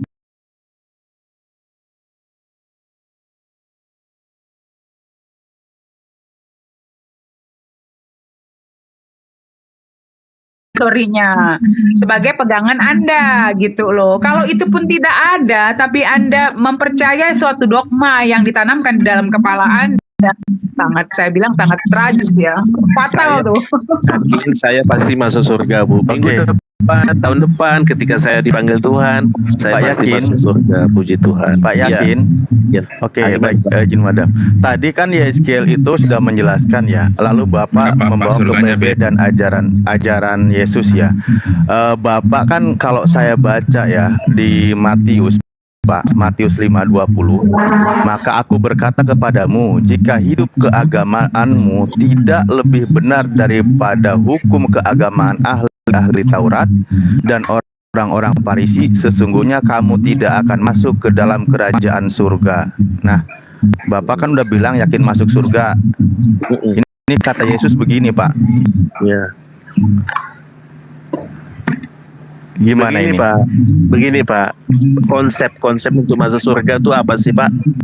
Kalau semua berakal sehat, konsep untuk masuk surga itu adalah dosa kita sudah diampuni.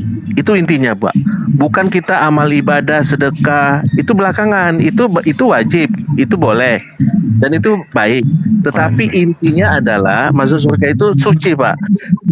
Tempat yang maha kudus, maha suci itu tidak boleh ada dosa. Nah, oleh sebab itulah satu-satunya jalan supaya kita masuk surga itu dosa kita diampuni, Pak. Nah, nanti kalau Bapak berbuat baik itu bonus. Jadi intinya dosa, Pak. Nah, kami percaya bahwa semua dosa, kalau kita percaya bahwa Yesus telah mati di kayu salib untuk menggantikan posisi saya yang berdosa ini, ya saya sudah pasti masuk surga, Pak.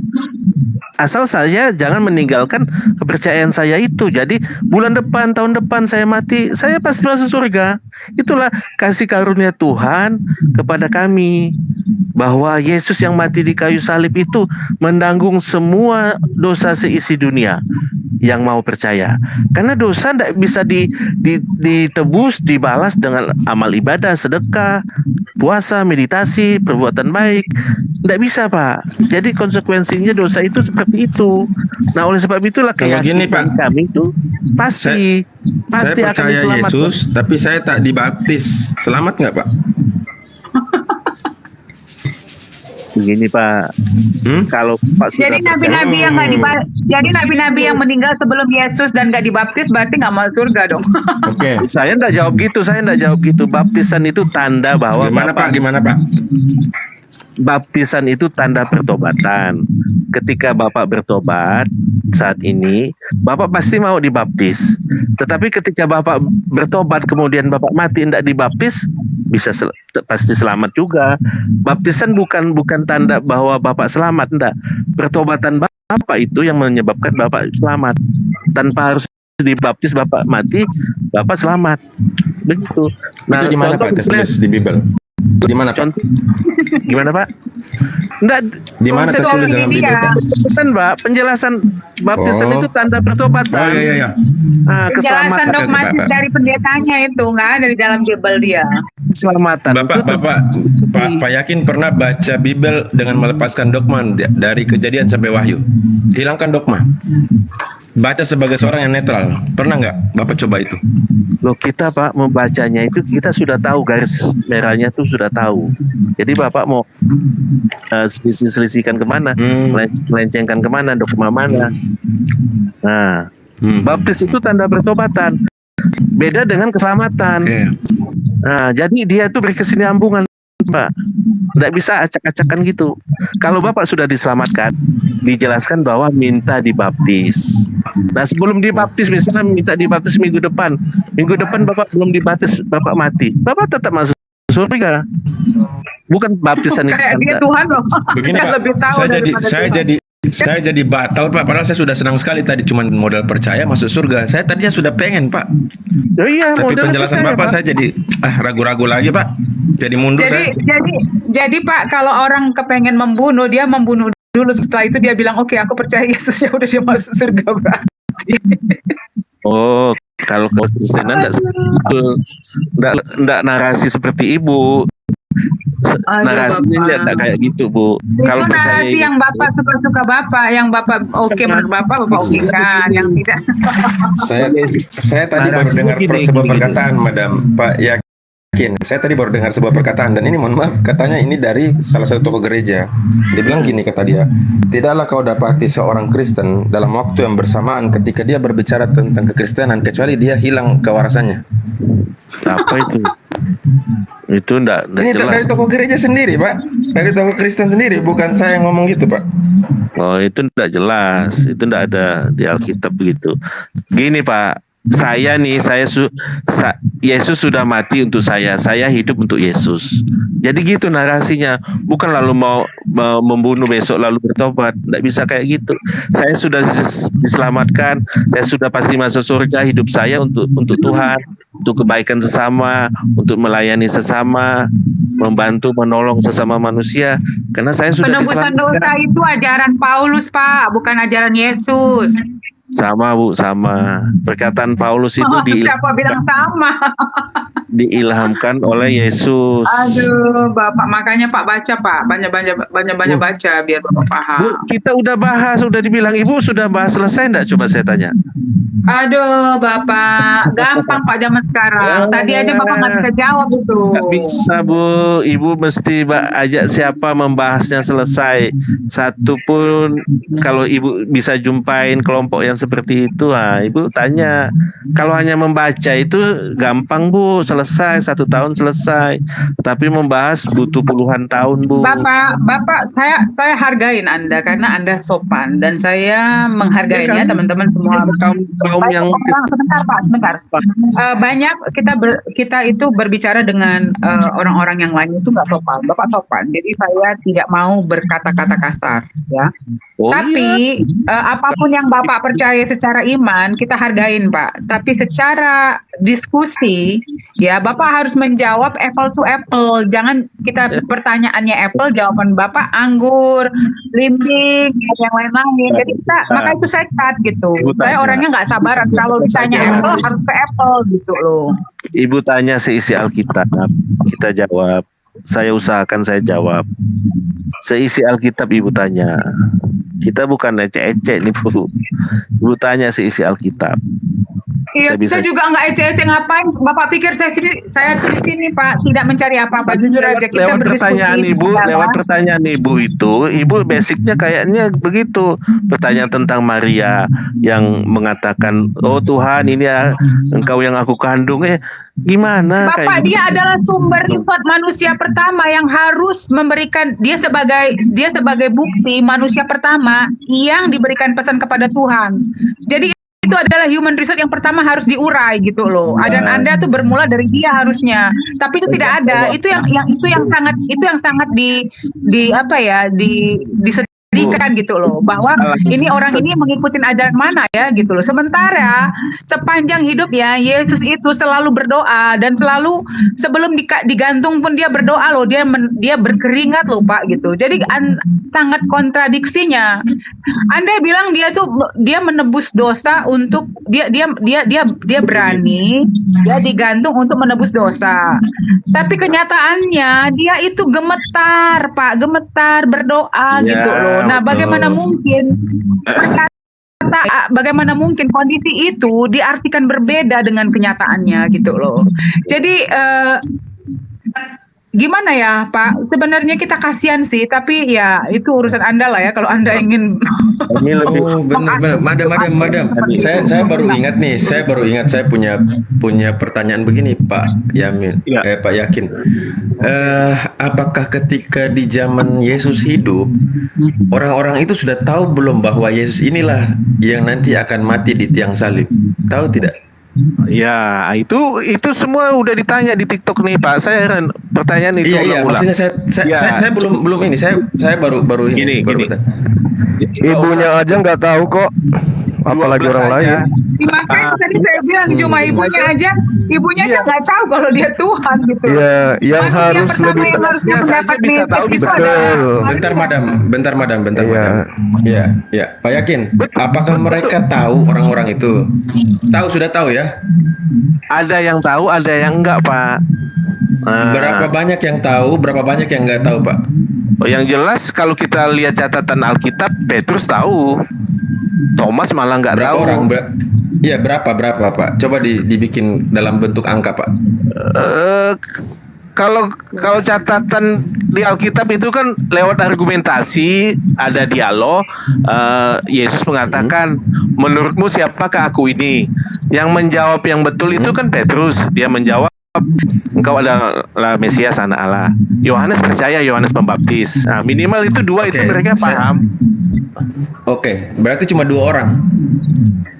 Ya, kita kan nggak tahu, Pak. Ya, catatan Alkitab hanya yang memahami Yesus itu sebagai Mesias, penebus dosa. Ini kan sudah nubuatan, Pak. Iya, sudah nubuatan ini, Pak. Iya. Jadi intinya tidak semua tahu, Pak. Ada yang tahu, ada enggak. Iya. Nanti 50% tahu, 30%, 20%. Wah, saya enggak bisa pastikan angkanya, Pak. Yang jelas ada yang tahu, ada yang enggak. Gitu aja. Kita kan enggak perlu sampai sekian persen. Nah, intinya apa di situ? Berarti sedikit sekali yang tahu ya.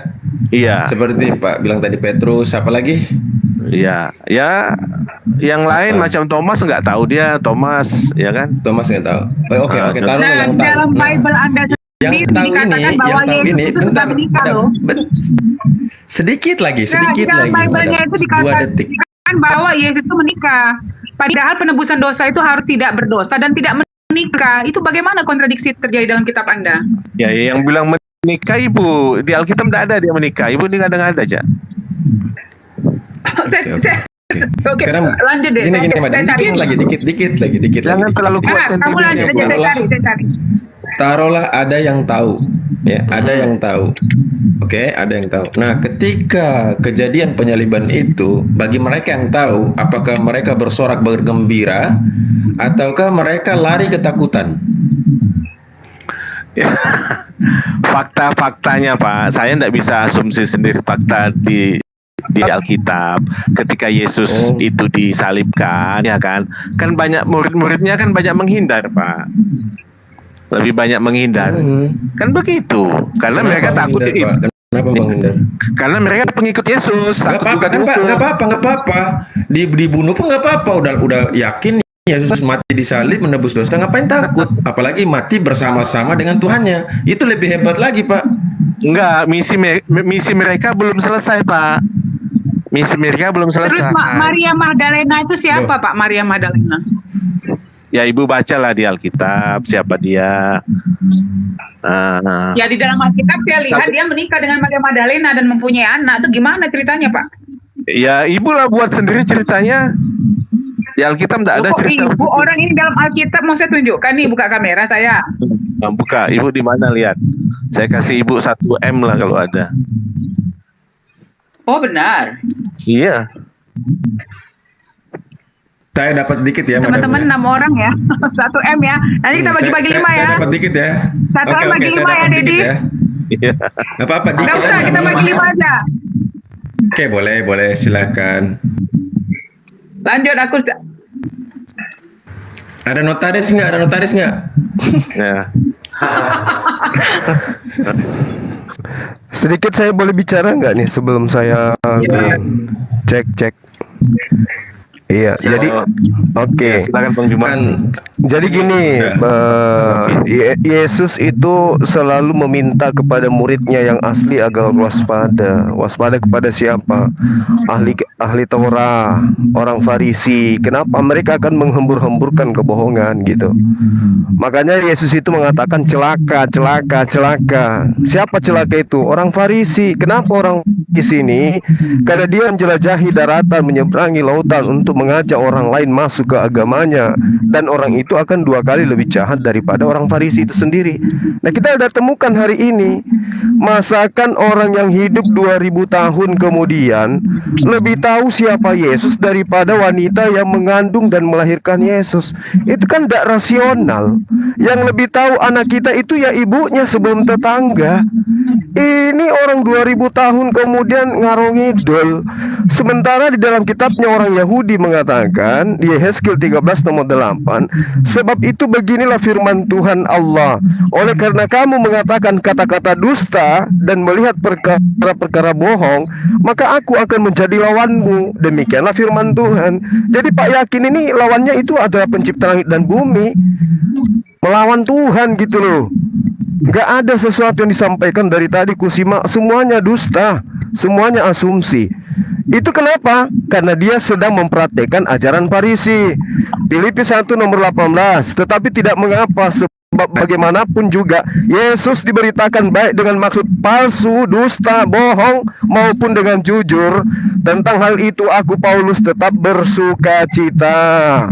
Nah, kalau dikatakan tadi, sedikit lagi, sedikit Bang, sedikit lagi, 30 detik. Kalau tadi Bapak mengatakan nama saya yakin pasti masuk surga, Pak, syarat surga menurut Yesus itu adalah melaksanakan segala perintah Tuhan. Sementara agama Bapak tidak ada satupun perintah Tuhan yang Anda lakukan sehingga Anda menjadi Kristen. Semua perintah Tuhan itu sudah dihapuskan sehingga Kristen itu nongol. Yesus mengatakan di dalam Matius nomor 17, kalau engkau ingin memperoleh hidup, yaitu surga, maka engkau harus mentaati segala perintah Allah. Itu loh Pak. Sementara Anda bukan praktisi perintah Tuhan, Anda praktisi perintah Paulus. Itu loh, itu dari saya. Jadi yang lebih tahu Yesus itu adalah ibunya sendiri. Siapa Yesus menurut ibu kandungnya? Itu yang harus kita dengarkan. Silakan. Iya, jadi Ibu Maria itu kan tidak menulis. Dia tidak tahu perkembangan penulisan-penulisan.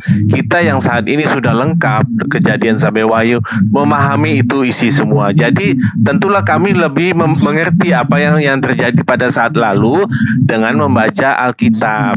Nah, kemudian tentang masuk surga itu, Pak Bang Juma, satu-satunya syarat adalah dosa sudah diampuni. Tidak ada kepentingan Bang Juma sudah berbuat baik kayak apa, sudah saleh kayak apa, tetapi kalau dosanya tidak diselesaikan, tetap binasa masuk neraka. Oleh sebab itu saya meyakini bahwa dosa saya sudah selesai ditanggung Yesus di kayu salib. Dia menggantikan yang mestinya saya dihukum, dia dihukumkan menggantikan posisi saya. Oleh sebab itu kapanpun saya mati, saya pasti masuk surga. Bukan karena perbuatan baik saya, bukan karena saya sudah beramal ibadah, tetapi Yesus sudah mati buat saya hidup buat Yesus. Saya menjadi baik itu karena saya sudah mendapatkan keselamatan yang pasti di dalam Yesus. Dia sudah menjadi penyelamat buat saya, sehingga hidup saya saat ini saya akan terapkan dengan baik kepada semua sesama manusia.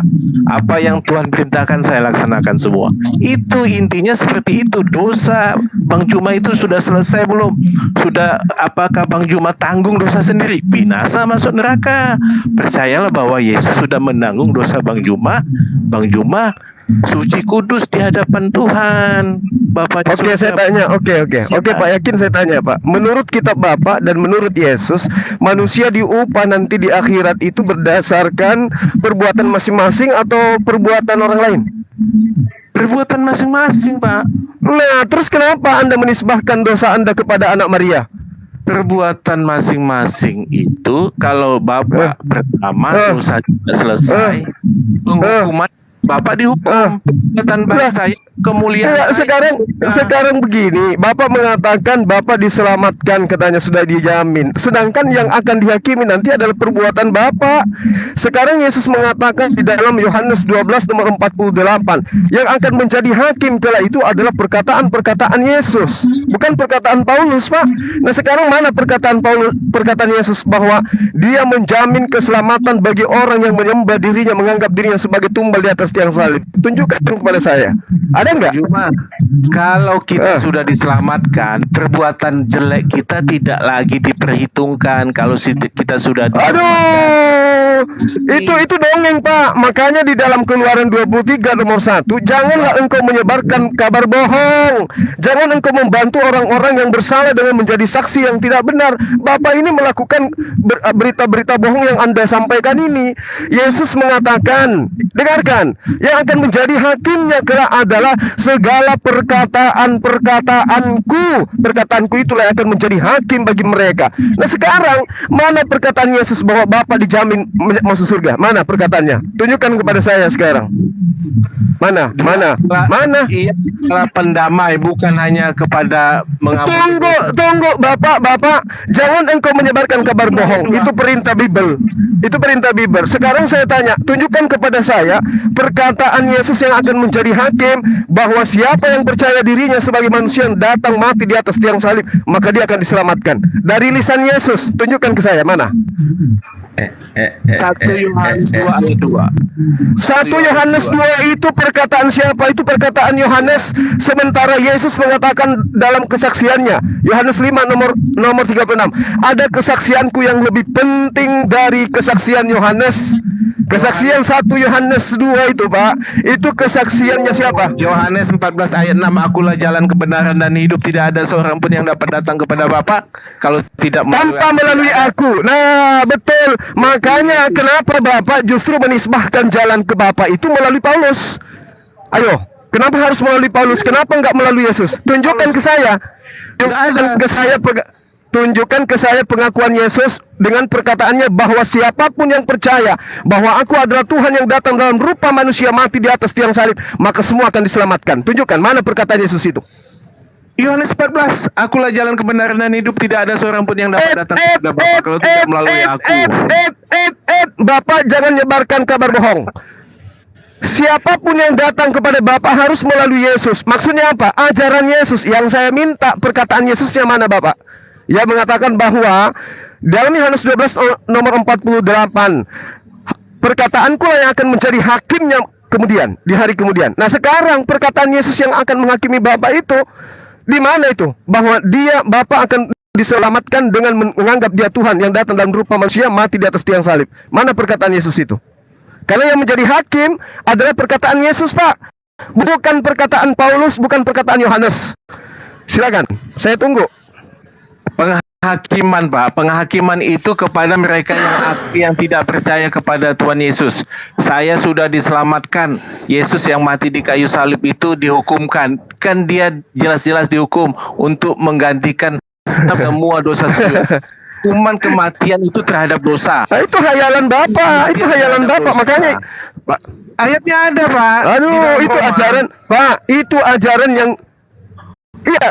Nah, makanya aku bilang tadi Filipi 1 nomor 18, tetapi tidak mengapa, sebab bagaimanapun juga Yesus diberitakan baik dengan maksud dusta maupun jujur, aku tetap bersuka cita. Sekarang Anda membawa Roma. Roma itu apa, Pak? Firman Tuhan bukan, sabda Yesus bukan. Makanya aku bilang Anda itu adalah menerima jalan yang ditunjukkan Paulus, bukan jalan yang ditunjukkan Yesus. Kalau jalan yang ditunjukkan Yesus, wajib hukumnya menjadi Muslim, bukan menjadi Kristen. Itu, Pak, jalan yang ditunjukkan Yesus. Hidup kekal itu adalah mereka mengenal Engkau satu-satunya Tuhan yang benar. Kalau Bapak mengenal Tuhannya Yesus satu-satunya Tuhan yang benar, maka Bapak akan mengikuti semua perintah-perintah Bapak yang ada dalam hukum Torah, karena hanya Dia Tuhan. Tapi faktanya hari ini Bapak juga percaya kepada Bapak Paulus yang menjadi Bapak di dalam Yesus Kristus. Makanya Yesus mengatakan di dalam Yohanes 8 nomor 44, iblislah yang menjadi bapakmu dan kamu mau melakukan keinginan-keinginan bapakmu. Hari ini Bapak menuhankan Yesus karena Roma itu keinginan Paulus, Bapak. Ayo, ikuti saya. Asyhadu. Mulai Paulus dan ke-12 murid Tuhan Yesus itu, dia itu menjelaskan Itu dalam bahasa tentang Arab itu, Bang Mesias. Bima. Tujuannya itu Jangan lari ke Paulus, Pak. Pak, jangan lari ke Paulus, Pak. Lari ke ibunya. Yang lebih tahu Yesus itu adalah ibu. Nah, tuh. Gimana tuh? Dan itu memberitakan Injil, Pak, memberitakan siapa itu Yesus, bagaimana manusia bisa diselamatkan melalui Yesus. Itu intinya. Justru Bapak, justru Yesus minta agar waspada kepada pengarang-pengarang kita, Bapak. Yesus tidak pernah minta waspadalah kepada ibu. Yesus tidak pernah minta waspadalah kepada ibuku. Yesus tidak pernah minta waspadalah kepada ibuku. Dia minta agar waspada kepada Paulus, orang Farisi keturunan Benyamin. Waspadalah engkau kepada ragi Farisi. Hayo. Nah, sekarang Anda menjadi pengiman Tuhan Yesus berdasarkan orang Farisi. Di mana tuh, Pak? Itu Paulus. Itu waktu dia belum tobat, Pak. Paulus belum tobat. Oke. Satu lagi, sedikit lagi, Pak. Sebelum bertaubat, Yesus nggak bisa nyamar, Pak. Sementara Yesus mengatakan di dalam 1 Yohanes 2 nomor 18 nomor 19 menurut pemberitaan pengajar kitab Anda, di situ dia mengatakan antikristus itu berasal dari tengah-tengah kita. Berasal dari tengah-tengah kita siapa? Orang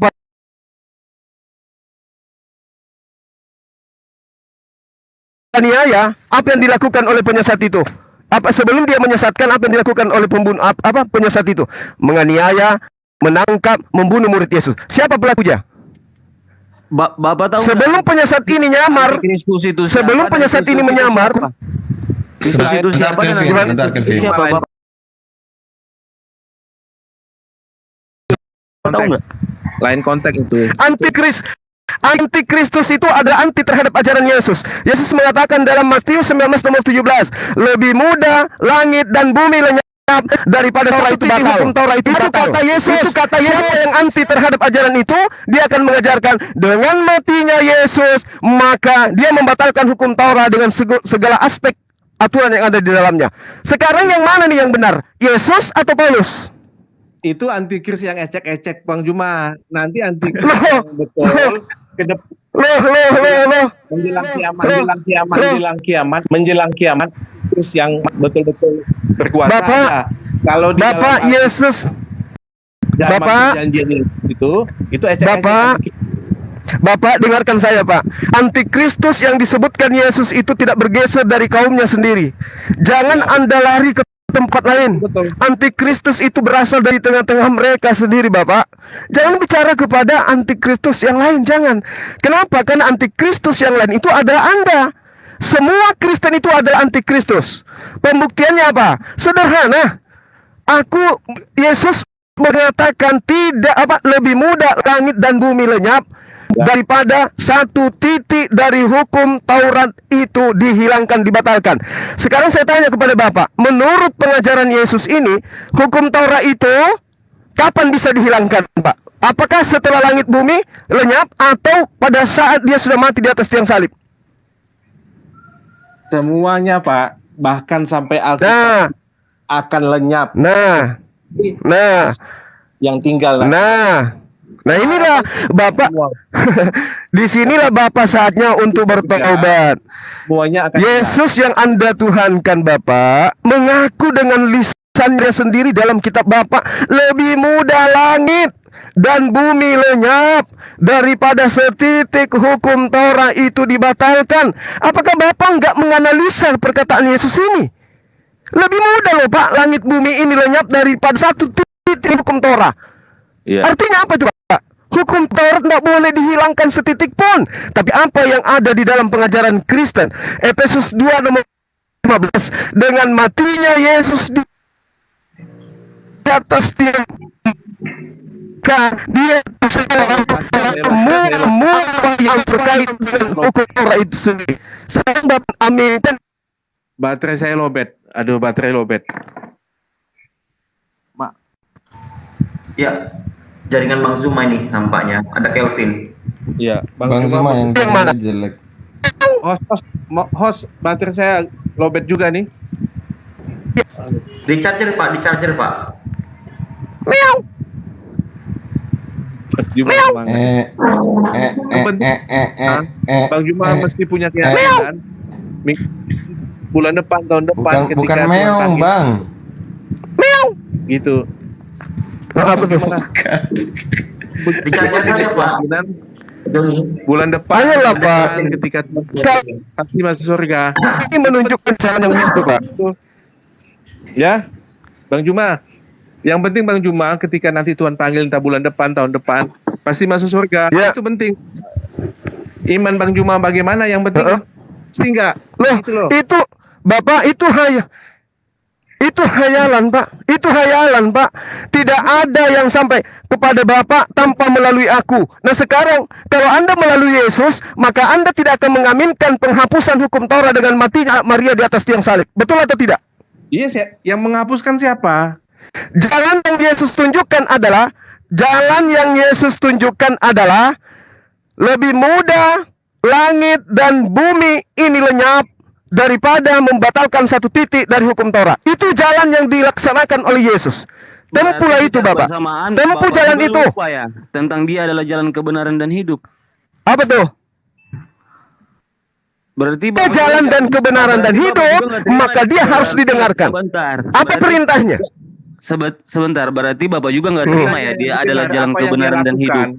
Bapak nggak terima ya tentang itu? Atau gimana, Pak? Saya terima Yesus adalah jalan kebenaran dan hidup. Makanya saya beriman kepada dia sebagai nabi dan utusan Tuhan, bukan Tuhan itu sendiri. Kepada Bapak, kalau tidak melalui dia, Pak, Bapak paham nggak? Iya, makanya dengarkan saya. Duduk tenang, duduk yang cantik. Ketika Yesus datang kepada Bani Israel itu sudah menuhankan Allah Bapa. Pahami itu. Tetapi Bani Israel menuhankan Allah Bapa, Tuhannya Abraham, Ishak dan Yakub, namun mereka tidak menerima Yesus sebagai Tuhan, sebagai utusan Tuhan. Mereka menolak Yesus sebagai utusan Allah Bapa. Maka Yesus mengatakan kepada mereka, tidak ada yang sampai kepada Bapa tanpa melalui aku. Artinya, Anda menyembah Bapa semasa Musa, mengimani Musa sebagai utusan Bapa, Anda selamat. Anda menyembah Allah Bapa semasa Daud, Anda selamat. Anda mengimani Allah Bapa semasa Salomo, menerima Salomo sebagai utusan Bapa, Anda selamat. Tetapi ketika zamannya Yesus, Anda menerima Allah Bapa sebagai Tuhan tanpa menerima aku sebagai utusan Tuhan, Anda tidak selamat. Makanya dikatakan apa? Yohanes 17 nomor 3. Hidup kekal itu adalah mereka mengenal engkau satu-satunya Tuhan yang benar dan mengenal aku sebagai utusan. Jadi kalau hanya mengenal Allah Bapa tapi tidak menerima Yesus sebagai utusan Tuhan, tertolak imannya karena kebenaran. Gimana tuh? Maaf saya agak cepat-cepat ini karena saya lagi di jalan, takutnya hilang signal karena saya mau naik ke gunung. Kok tadi menolak Yesus sebagai utusan Tuhan? Saya tidak pernah menolak Yesus sebagai utusan Tuhan.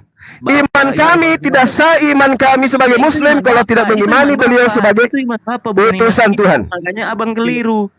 Karena Yesus adalah Bapa. Gimana sih? Bang Juma, apa? Karena Yesus itu sendiri adalah Bapa. Makanya karena inilah kebohongan yang Anda bawa. Organisasi Bapa tidak menerima bahwa Tuhan itu beranak dan diperanak, iya kan? Makanya Yesus mengatakan, dengarkan saya. Di dalam Yohanes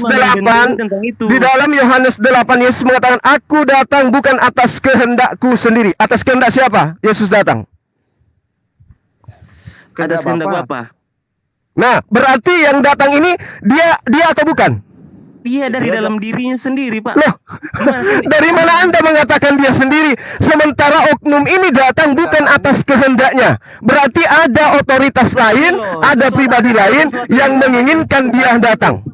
Pak, ada sesuatu yang disampaikan Tuhan yang kau sebagai manusia nggak bisa melampaui dia. Makanya dia menjelaskan seperti itu. Lupa apa itu? Dia tiba-tiba datang. Apa itu? Dia tiba-tiba datang. Apa itu? Dia ngomong. Apa yang disampaikan Tuhan yang saya tidak pahami? Lu percaya nggak? Tiba-tiba dia turun datang. Aku Tuhan. Lu percaya nggak? Saya tidak bakal percaya dan Yesus tidak akan lakukan itu. Kenapa Yesus tidak lakukan itu? Karena dia bukan Tuhan. Makanya dia perumpamaan itu dia Oh, katakan nggak bisa. Dengarkan kesaksian Yesus. Yohanes nggak bisa menurut iman. nggak bisa. Menurut iman Yesus, bukan menurut saya. Menurut iman Yesus. Dengarkan dulu. Saya ingin tahu dari Anda. Coba kamu terangkan kepada saya bagaimana kesaksian Yesus tentang dirinya. Saya ingin tahu kesaksian Yesus tentang dirinya, bukan kesaksian Anda penyembah-penyembahnya tentang Yesus. Please, tunjukkan kepada saya kesaksian Yesus. Siapa Yesus menurut Yesus? Kesaksian Dia secara adalah apa maksud Tuhan, Bapak? Pak. Yang Dia adalah- maksud Bapak di sini kesaksian yang menurut yang seperti apa, Pak? Yesus mengatakan dirinya itu sebagai apa? Tuhan atau utusan Tuhan? Tuhan, kita pahami Tuhan itu dengan konteks Trinitas, dengan konsep Trinitas. Saya tanya bukan konsep gereja, yang saya tanya Bung konsep Yesus. Gini, Pak. Tadi Anda mengatakan tidak ada yang sampai kepada Bapa tanpa melalui aku. Oleh karena itu saya minta jalan yang ditunjukkan Yesus. Menurut Yesus dirinya adalah siapa? Jawab. Bapa, dirinya adalah Bapa itu sendiri dan dia adalah Tuhan. Di mana dia katakan itu? Di mana dia katakan itu? Melalui Yesus. Pada mulanya artinya adalah dia firman. Tuhan, Pak. Firman itu bersama-sama dengan Bisa Yohanes jadi. 1. Baca enggak? Bung, Sekarang Bapak. Bung, itu bukan firman Tuhan. Itu bukan firman Tuhan dan itu bukan sabda Yesus. Itu bukan firman Tuhan. Menurut kita itu firman Tuhan, Yesus itu sendiri. Dari mana? Coba Anda tanyakan, infokan ke saya. Pada mulanya adalah logos. Logos itu bersama-sama dengan theos dan logos itu adalah theos. Nah, sekarang yang menjadi daging ini siapa? Yesus. Loh, kok yang menjadi daging Yesus? Terus sekarang gini, karena aku udah analogikan ke Bapak kan nggak terima tentang konsep Trinitas. Ya kan, selalu perpikirannya secara objektif, yang terpisah-pisah. Trinitas, Bung, Trinitas itu ajaran gereja. Resminya itu nanti di Konsil Konsidon di abad ketiga. Saya tidak ada urusan dengan konsep itu. Saya tidak ada urusan dengan konsep itu. Yang saya tanyakan kesaksian Yesus. Yang saya tanyakan kesaksian Yesus. Apa kesaksian Yesus menurut dirinya? Aku adalah Tuhan, aku adalah pencipta bumi, aku adalah aku. Coba tunjukkan kesaksian Yesusnya kepada saya bahwa aku adalah pencipta dan bumi. Silakan. Ini ya Pak, yang aku mau terangkan ke Bapak biar Bapak nggak gagal paham, iya kan? Trinitas itu betul konsep dari manusia. Saya tidak butuh Trinitas, nak. Anakku yang cantik, saya nggak butuh Trinitas. Saya paham Trinitas itu adalah caplokan dari Romawi Yunani. Paham saya tamat. Nenekmu belum lahir, saya sudah paham duluan. Saya yang kutanya ini adalah konsep kesaksian Yesus tentang dirinya. Kenapa? Yesus mengatakan begini. Aku tidak berkata-kata dari diriku sendiri. Apa yang aku katakan adalah apa yang diperintahkan oleh otoritas tertinggi untuk aku katakan dan aku sampaikan. Jadi kamu jangan ngajarin saya. Yang saya minta adalah kesaksian Yesus tentang dirinya. Yesus mengatakan dirinya. Jangan ke situ dulu. Anakku yang cantik, jangan ke situ dulu. Jangan ke situ dulu. Kita tahu bahwasanya gini, yang meniru perkataan Yesus siapa? Aulamu atau siapa? Kelvin, kamu lebih baik siapkan kertas, siapkan pulpen, kamu catat. Itu aja paling bagus, Kelvin. Ini saya lagi di jalan loh. Sedikit lagi saya sampai di gunung. Saya izin pamit. Ya, sedikit lagi saya sampai gunung. Ya, silakan. Saya kasih sebentar aja. Begini, kalau kita beragama, kalau tidak seperti saya bahwa yakin pasti masuk surga, saya rasa belajar dengan apapun tapi tidak punya keyakinan seperti saya yakin pasti masuk surga, minggu depan, tahun depan, saya mati saya pasti masuk surga. Kalau tidak punya keyakinan seperti itu, sepertinya gagal lah dalam memahami kitab suci. Oke, Bapak. Oke. Punya keyakinan seperti saya, Izinkan saya 1 menit, Pak, 1 menit. Saya bacakan legitimasi dan sertifikasi umat Islam akan masuk ke dalam surga. Nama surganya adalah Firdaus. Auzubillahi minasyaitonirrajim. Qad aflahamal mu'minun. Orang-orang mukmin itu apa kata Allah kemudian dalam Al-Qur'anul Karim? Ini jelas ini, Pak. Walladzina hum 'ala sholawatihim yuhafizun ulaika humul warithun alladzina yarithunal firdausa hum fiha khalidun. Orang-orang Islam itu diwariskan firdaus kepada mereka. Mereka kekal di dalamnya. Tolong tunjukkan kepada saya sertifikasi penyembah Yesus dari Yesus. Tunjukkan Pak Yakin, tolong tunjukkan kepada saya sertifikasi dari mulut Yesus bahwa Kristen penyembah-penyembahnya itu mewarisi surga. Sekarang saya tunggu. Kalau ada Bapak, kalau ada, sekarang saya turun dari mobil saya buka semua pakaian saya manjat di atas pohon dalam keadaan telanjang, sopir saya kusuruh videokan, kirim ke komal saya supaya orang tahu. Kalau ada jaminan Yesus terhadap Kristen masuk surga, saya videokan diri saya dalam keadaan telanjang manjat di atas pohon. Kalau ada. Tapi kalau tidak ada, saya katakan Bapak adalah pendusta, Bapak adalah pembohong, Bapak adalah penipu dan penyesat umat manusia. Oke? Di mana disebutkan Islam yang masuk surga di mana? Sudah sangat jelas. Qad aflahal mu'minun. Seperti itu. Ayatnya seperti itu. Bapak mengatakan saya seperti OJG. Bapak mengatakan saya orang gila. Tapi apakah sadar Bapak menyembah sesama manusia itu, Pak? Itu lebih dari orang gila, Pak. Seanjing-anjingnya anjing, tidak ada anjing yang menyembah anjing. Sebabi-babinya babi, tidak ada babi menyembah babi. Anda manusia dikasih akal tapi nyembah manusia, itu lebih parah daripada sekedar orang gila. Yang tak terlihat. Ngerti nggak? Ngerti nggak? Hantu juga. Ngerti nggak? Jadi hantunya mas siapa? Hantu juga nggak terlihat loh. Aulamu juga. Qad aflahal mu'minun. Sungguh beruntunglah orang-orang Islam, orang-orang beriman. Alladzina hum fi salatihim khashi'un. Sekarang saya minta Bapak yang yakin pasti masuk surga tapi surganya surga mimpi, surga palsu, tolong tunjukkan kepada saya dalilnya Yesus menjamin surga bagi Kristen manusia berkulit. Tunjukkan. Aku akan Satu. menyediakan bagimu, katanya. Aku akan menyediakan. Mu itu siapa, Pak? Mu itu siapa? Mu itu siapa? Mu itu siapa? Saya tanya, mu yang dimaksud Yesus itu siapa? Yang percaya kepada dia, yang percaya kepada dia. Tunggu dulu. Mu di situ siapa? Apakah manusia-manusia penyembah dirinya, pemakan babi, manusia berkulup, ibadah hari Minggu yang dimaksud di situ, atau mereka yang melakukan praktisi Torah? Ayo Pak, jujur Pak, jujur.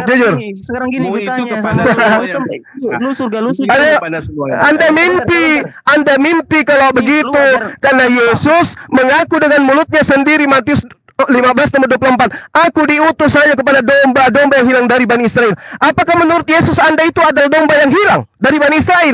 No, Anda adalah Abu Dasara, Anda adalah guguk menurut Yesus. Paham? Ya, betul. Gitu dong. Harus akui, harus jujur gitu ya. Jadi guguk tidak akan mungkin berubah menjadi domba. Guguk selamanya guguk, Pak. Iya. Oke? Jadi jangan nyamar seperti domba, Pak. Yesus mengaku dengan lisannya, aku diutus hanya kepada domba-domba yang hilang dari Bani Israel. Anda bukan domba yang hilang dari Bani Israel. Jadi harus berkaca, Anda harus tahu. Kembalikan kepada tema, siapa Yesus menurut ibu kandungnya sendiri, jangan menurut doktrin gereja, karena itu hanya bisa menyesatkan manusia. Demikian dari saya, salam tauhid dari Zulkifli Amabas. Jayalah Indonesia selalu. Merdeka. Salam Bang Juma. Merdeka. Mantap Gurunda. Salam Os. Makasih Os. Saya juga pamit nih ya. Makasih semua. Mohon maaf. Ya, ada ya, kata-kata. Terima kasih Pak. Oke, Pak Yakin. Pak Yakin ya. Ya, thank you semua Bang Juma. Mohon maaf. Selamat siang. Sama-sama Bang. Sorry kalau suara saya agak kencang, ini lagi di jalan ini Bang. Nggak apa-apa Bang Juma. Biasa itu. Oke, makasih ya. Oke, sama-sama Pak Joni. Terima kasih udah memberikan meluangkan waktunya. Ada podcast tidak? Silakan lanjut ke Kevin. Kamu tinggal sendiri di sini Kevin. Gak apa-apa. Turun atau saya sunat. Turun atau saya sunat kamu? Oh, ya, sekarang tunjukkan di mana satu ayat. Di mana Nabi? Tunjukkan satu ayat di mana Nabi mau disunat, siapa yang sunat dia? Tunjukkan satu ayat, siapa yang sunat dia? Mampu nggak? Al-Quran membuktikan siapa yang sunat dia?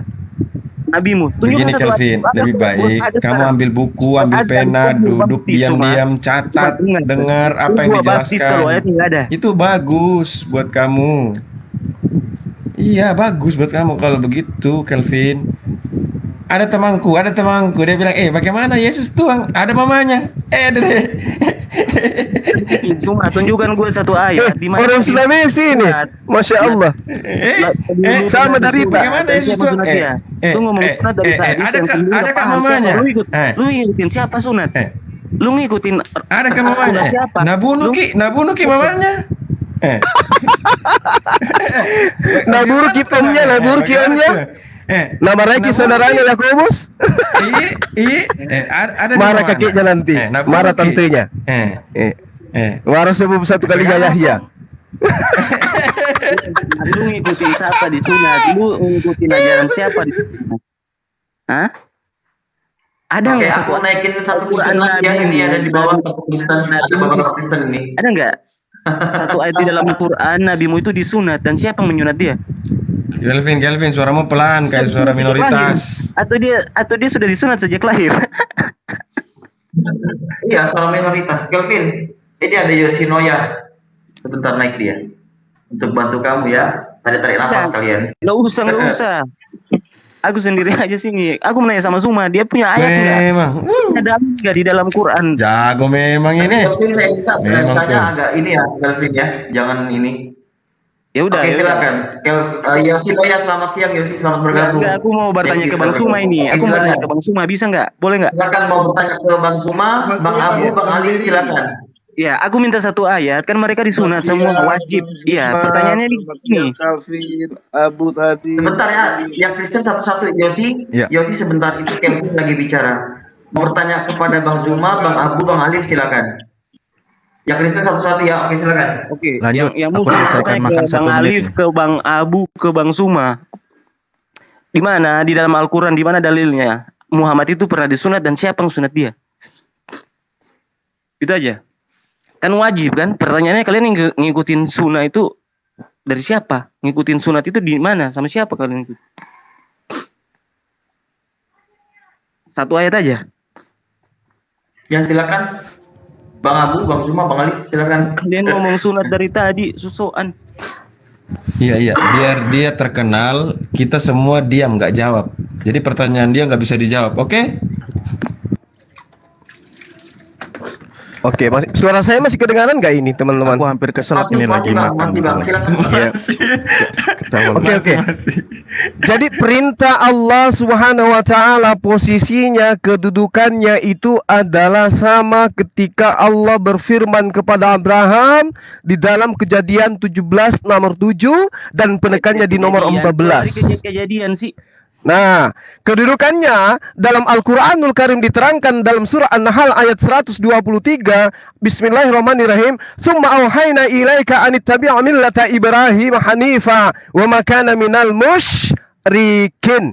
Ikutilah cara Abraham menerima perintah. Dia menerima perintah, kemudian dia tidak melanggar perintah itu. Ikutilah cara hidup keberagamaan Nabi Abraham. Aku nanya cara hidup nabimu, bukan Abraham. Nah, Abraham perintahnya sudah sangat jelas. Sunatnya di mana? Sunatnya nabimu di mana? Nah, ini nih perintahnya nih. Ikutlah kepada cara hidup keberagamaan Nabi Ibrahim alaihissalam. Nabi Ibrahim itu sunat. Rasulullah SAW menerangkan dalam hadits. Nabi Ibrahim itu menerima kurban. Itu jelas dalam Al-Quranul Karim. Karena perintahnya ikut kepada baginda Abraham alaihissalam, maka kemudian Rasulullah Muhammad SAW itu melakukan perintah yang sama. Di dalam haditsnya diterangkan bahwasanya ada 3. Oke? Salah satu kemuliaanku dari Tuhan, aku dilahirkan dalam keadaan sunat. Satu. Kedua, saya minta kamu di sini posisinya bertanya. Ketika Bang Zuma menjelaskan kamu diam. Itu saya minta ya. Oke, lanjut Bang Zuma. Kamu bertanya posisinya. Udah jalan. Ya. Yang kedua, hadisnya mengatakan kakeknya melakukan syukuran, mengundang semua tetangganya, kemudian melakukan prosesi acara syukuran terhadap kelahiran anaknya dan sekaligus acara penyunatan anak cucunya. Jelas itu. Muhammad SAW mengatakan salah satu kemuliaan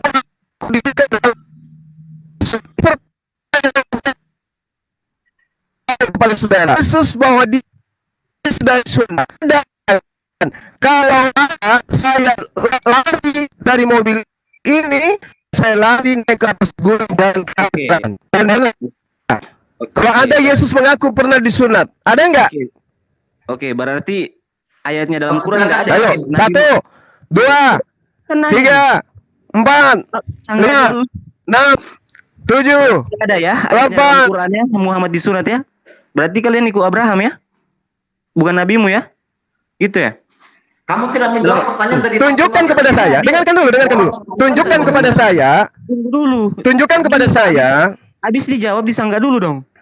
Jangan dulu balik nanya. Oke. Kebiasaan. Lu mau arahin gue ke pemikiran. Silakan. Lu mau arahin gue ke pola permainan. Silakan.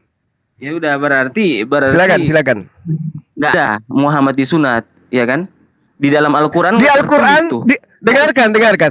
Al-Quran itu bukan buku biografi yang menceritakan orang per orang. Oke? Anda salah. Sama ketika Anda bertanya kepada saya di dalam buku bahasa Indonesia, coba kau tunjukkan di dalam buku bahasa Indonesia 3 kali 3 sama dengan 9. Anda tidak akan temukan itu. Nah, Al-Quran itu buku pokok hukum, usuluddin dia. Dia hukum primer dia. Yang ditunjukkan di dalam Al-Quran itu bukan buku biografi seperti kitabmu. Buku biografi diceritakan anaknya, kakeknya, tantenya, bibinya. Sementara Paulus sendiri tidak tahu siapa bapaknya, siapa emaknya. Saya udah jawab.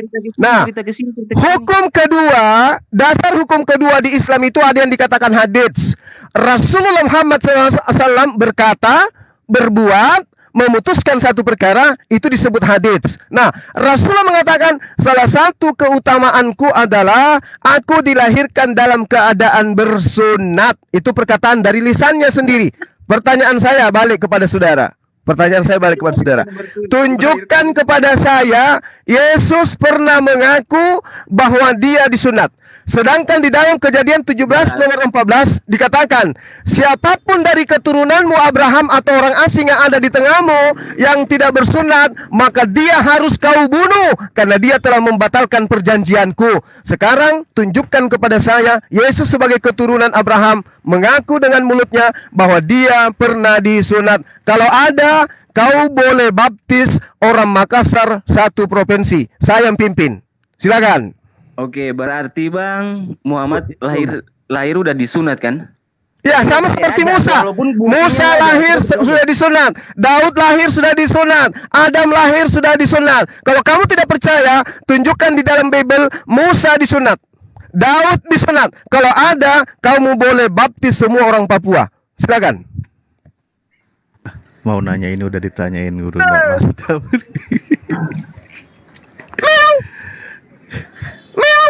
Makanya ku bilang ku bilang anakku, kakekmu itu yang lahirkan bapakmu, belum dia bisa pakai celana, saya sudah hafal itu Bible. Oke? Itu yang harus dipahami. Saya kira cukup teman-teman untuk hari ini. Saya lagi ke Guru, insya Allah sebentar malam kita jumpa lagi. Kalau panjang umur kita ketemu lagi sebentar malam. Dan saya ingin bincang-bincang lagi dengan Yosi karena beliau ini akan bersyahadat. Asyhadu an la ilaha illallah wa asyhadu anna Muhammadar Rasulullah. Bang, sampai malam aja Bang ya. Oke, siap. 86,3. Terima kasih Dinda semuanya. Saudaraku Abu Habib, Dinda Alif dan Dedi, barakallahu fikum. Siap, Gurunda. Makasih. Barakallahu fik. Barakallahu fikum. Makasih Bang Zuma. Makasih Bang Zuma ya. Sehat selalu Bang. Saya juga nggak lama kayaknya di ini, sudah tadi saya di bawah udah ngantuk. Tapi ya, ayo ikutin dulu udah dari tadi. Iya, Kelvin mempermasalahkan sunat. Saya lagi makan, hampir keselak dari tadi. Aduh.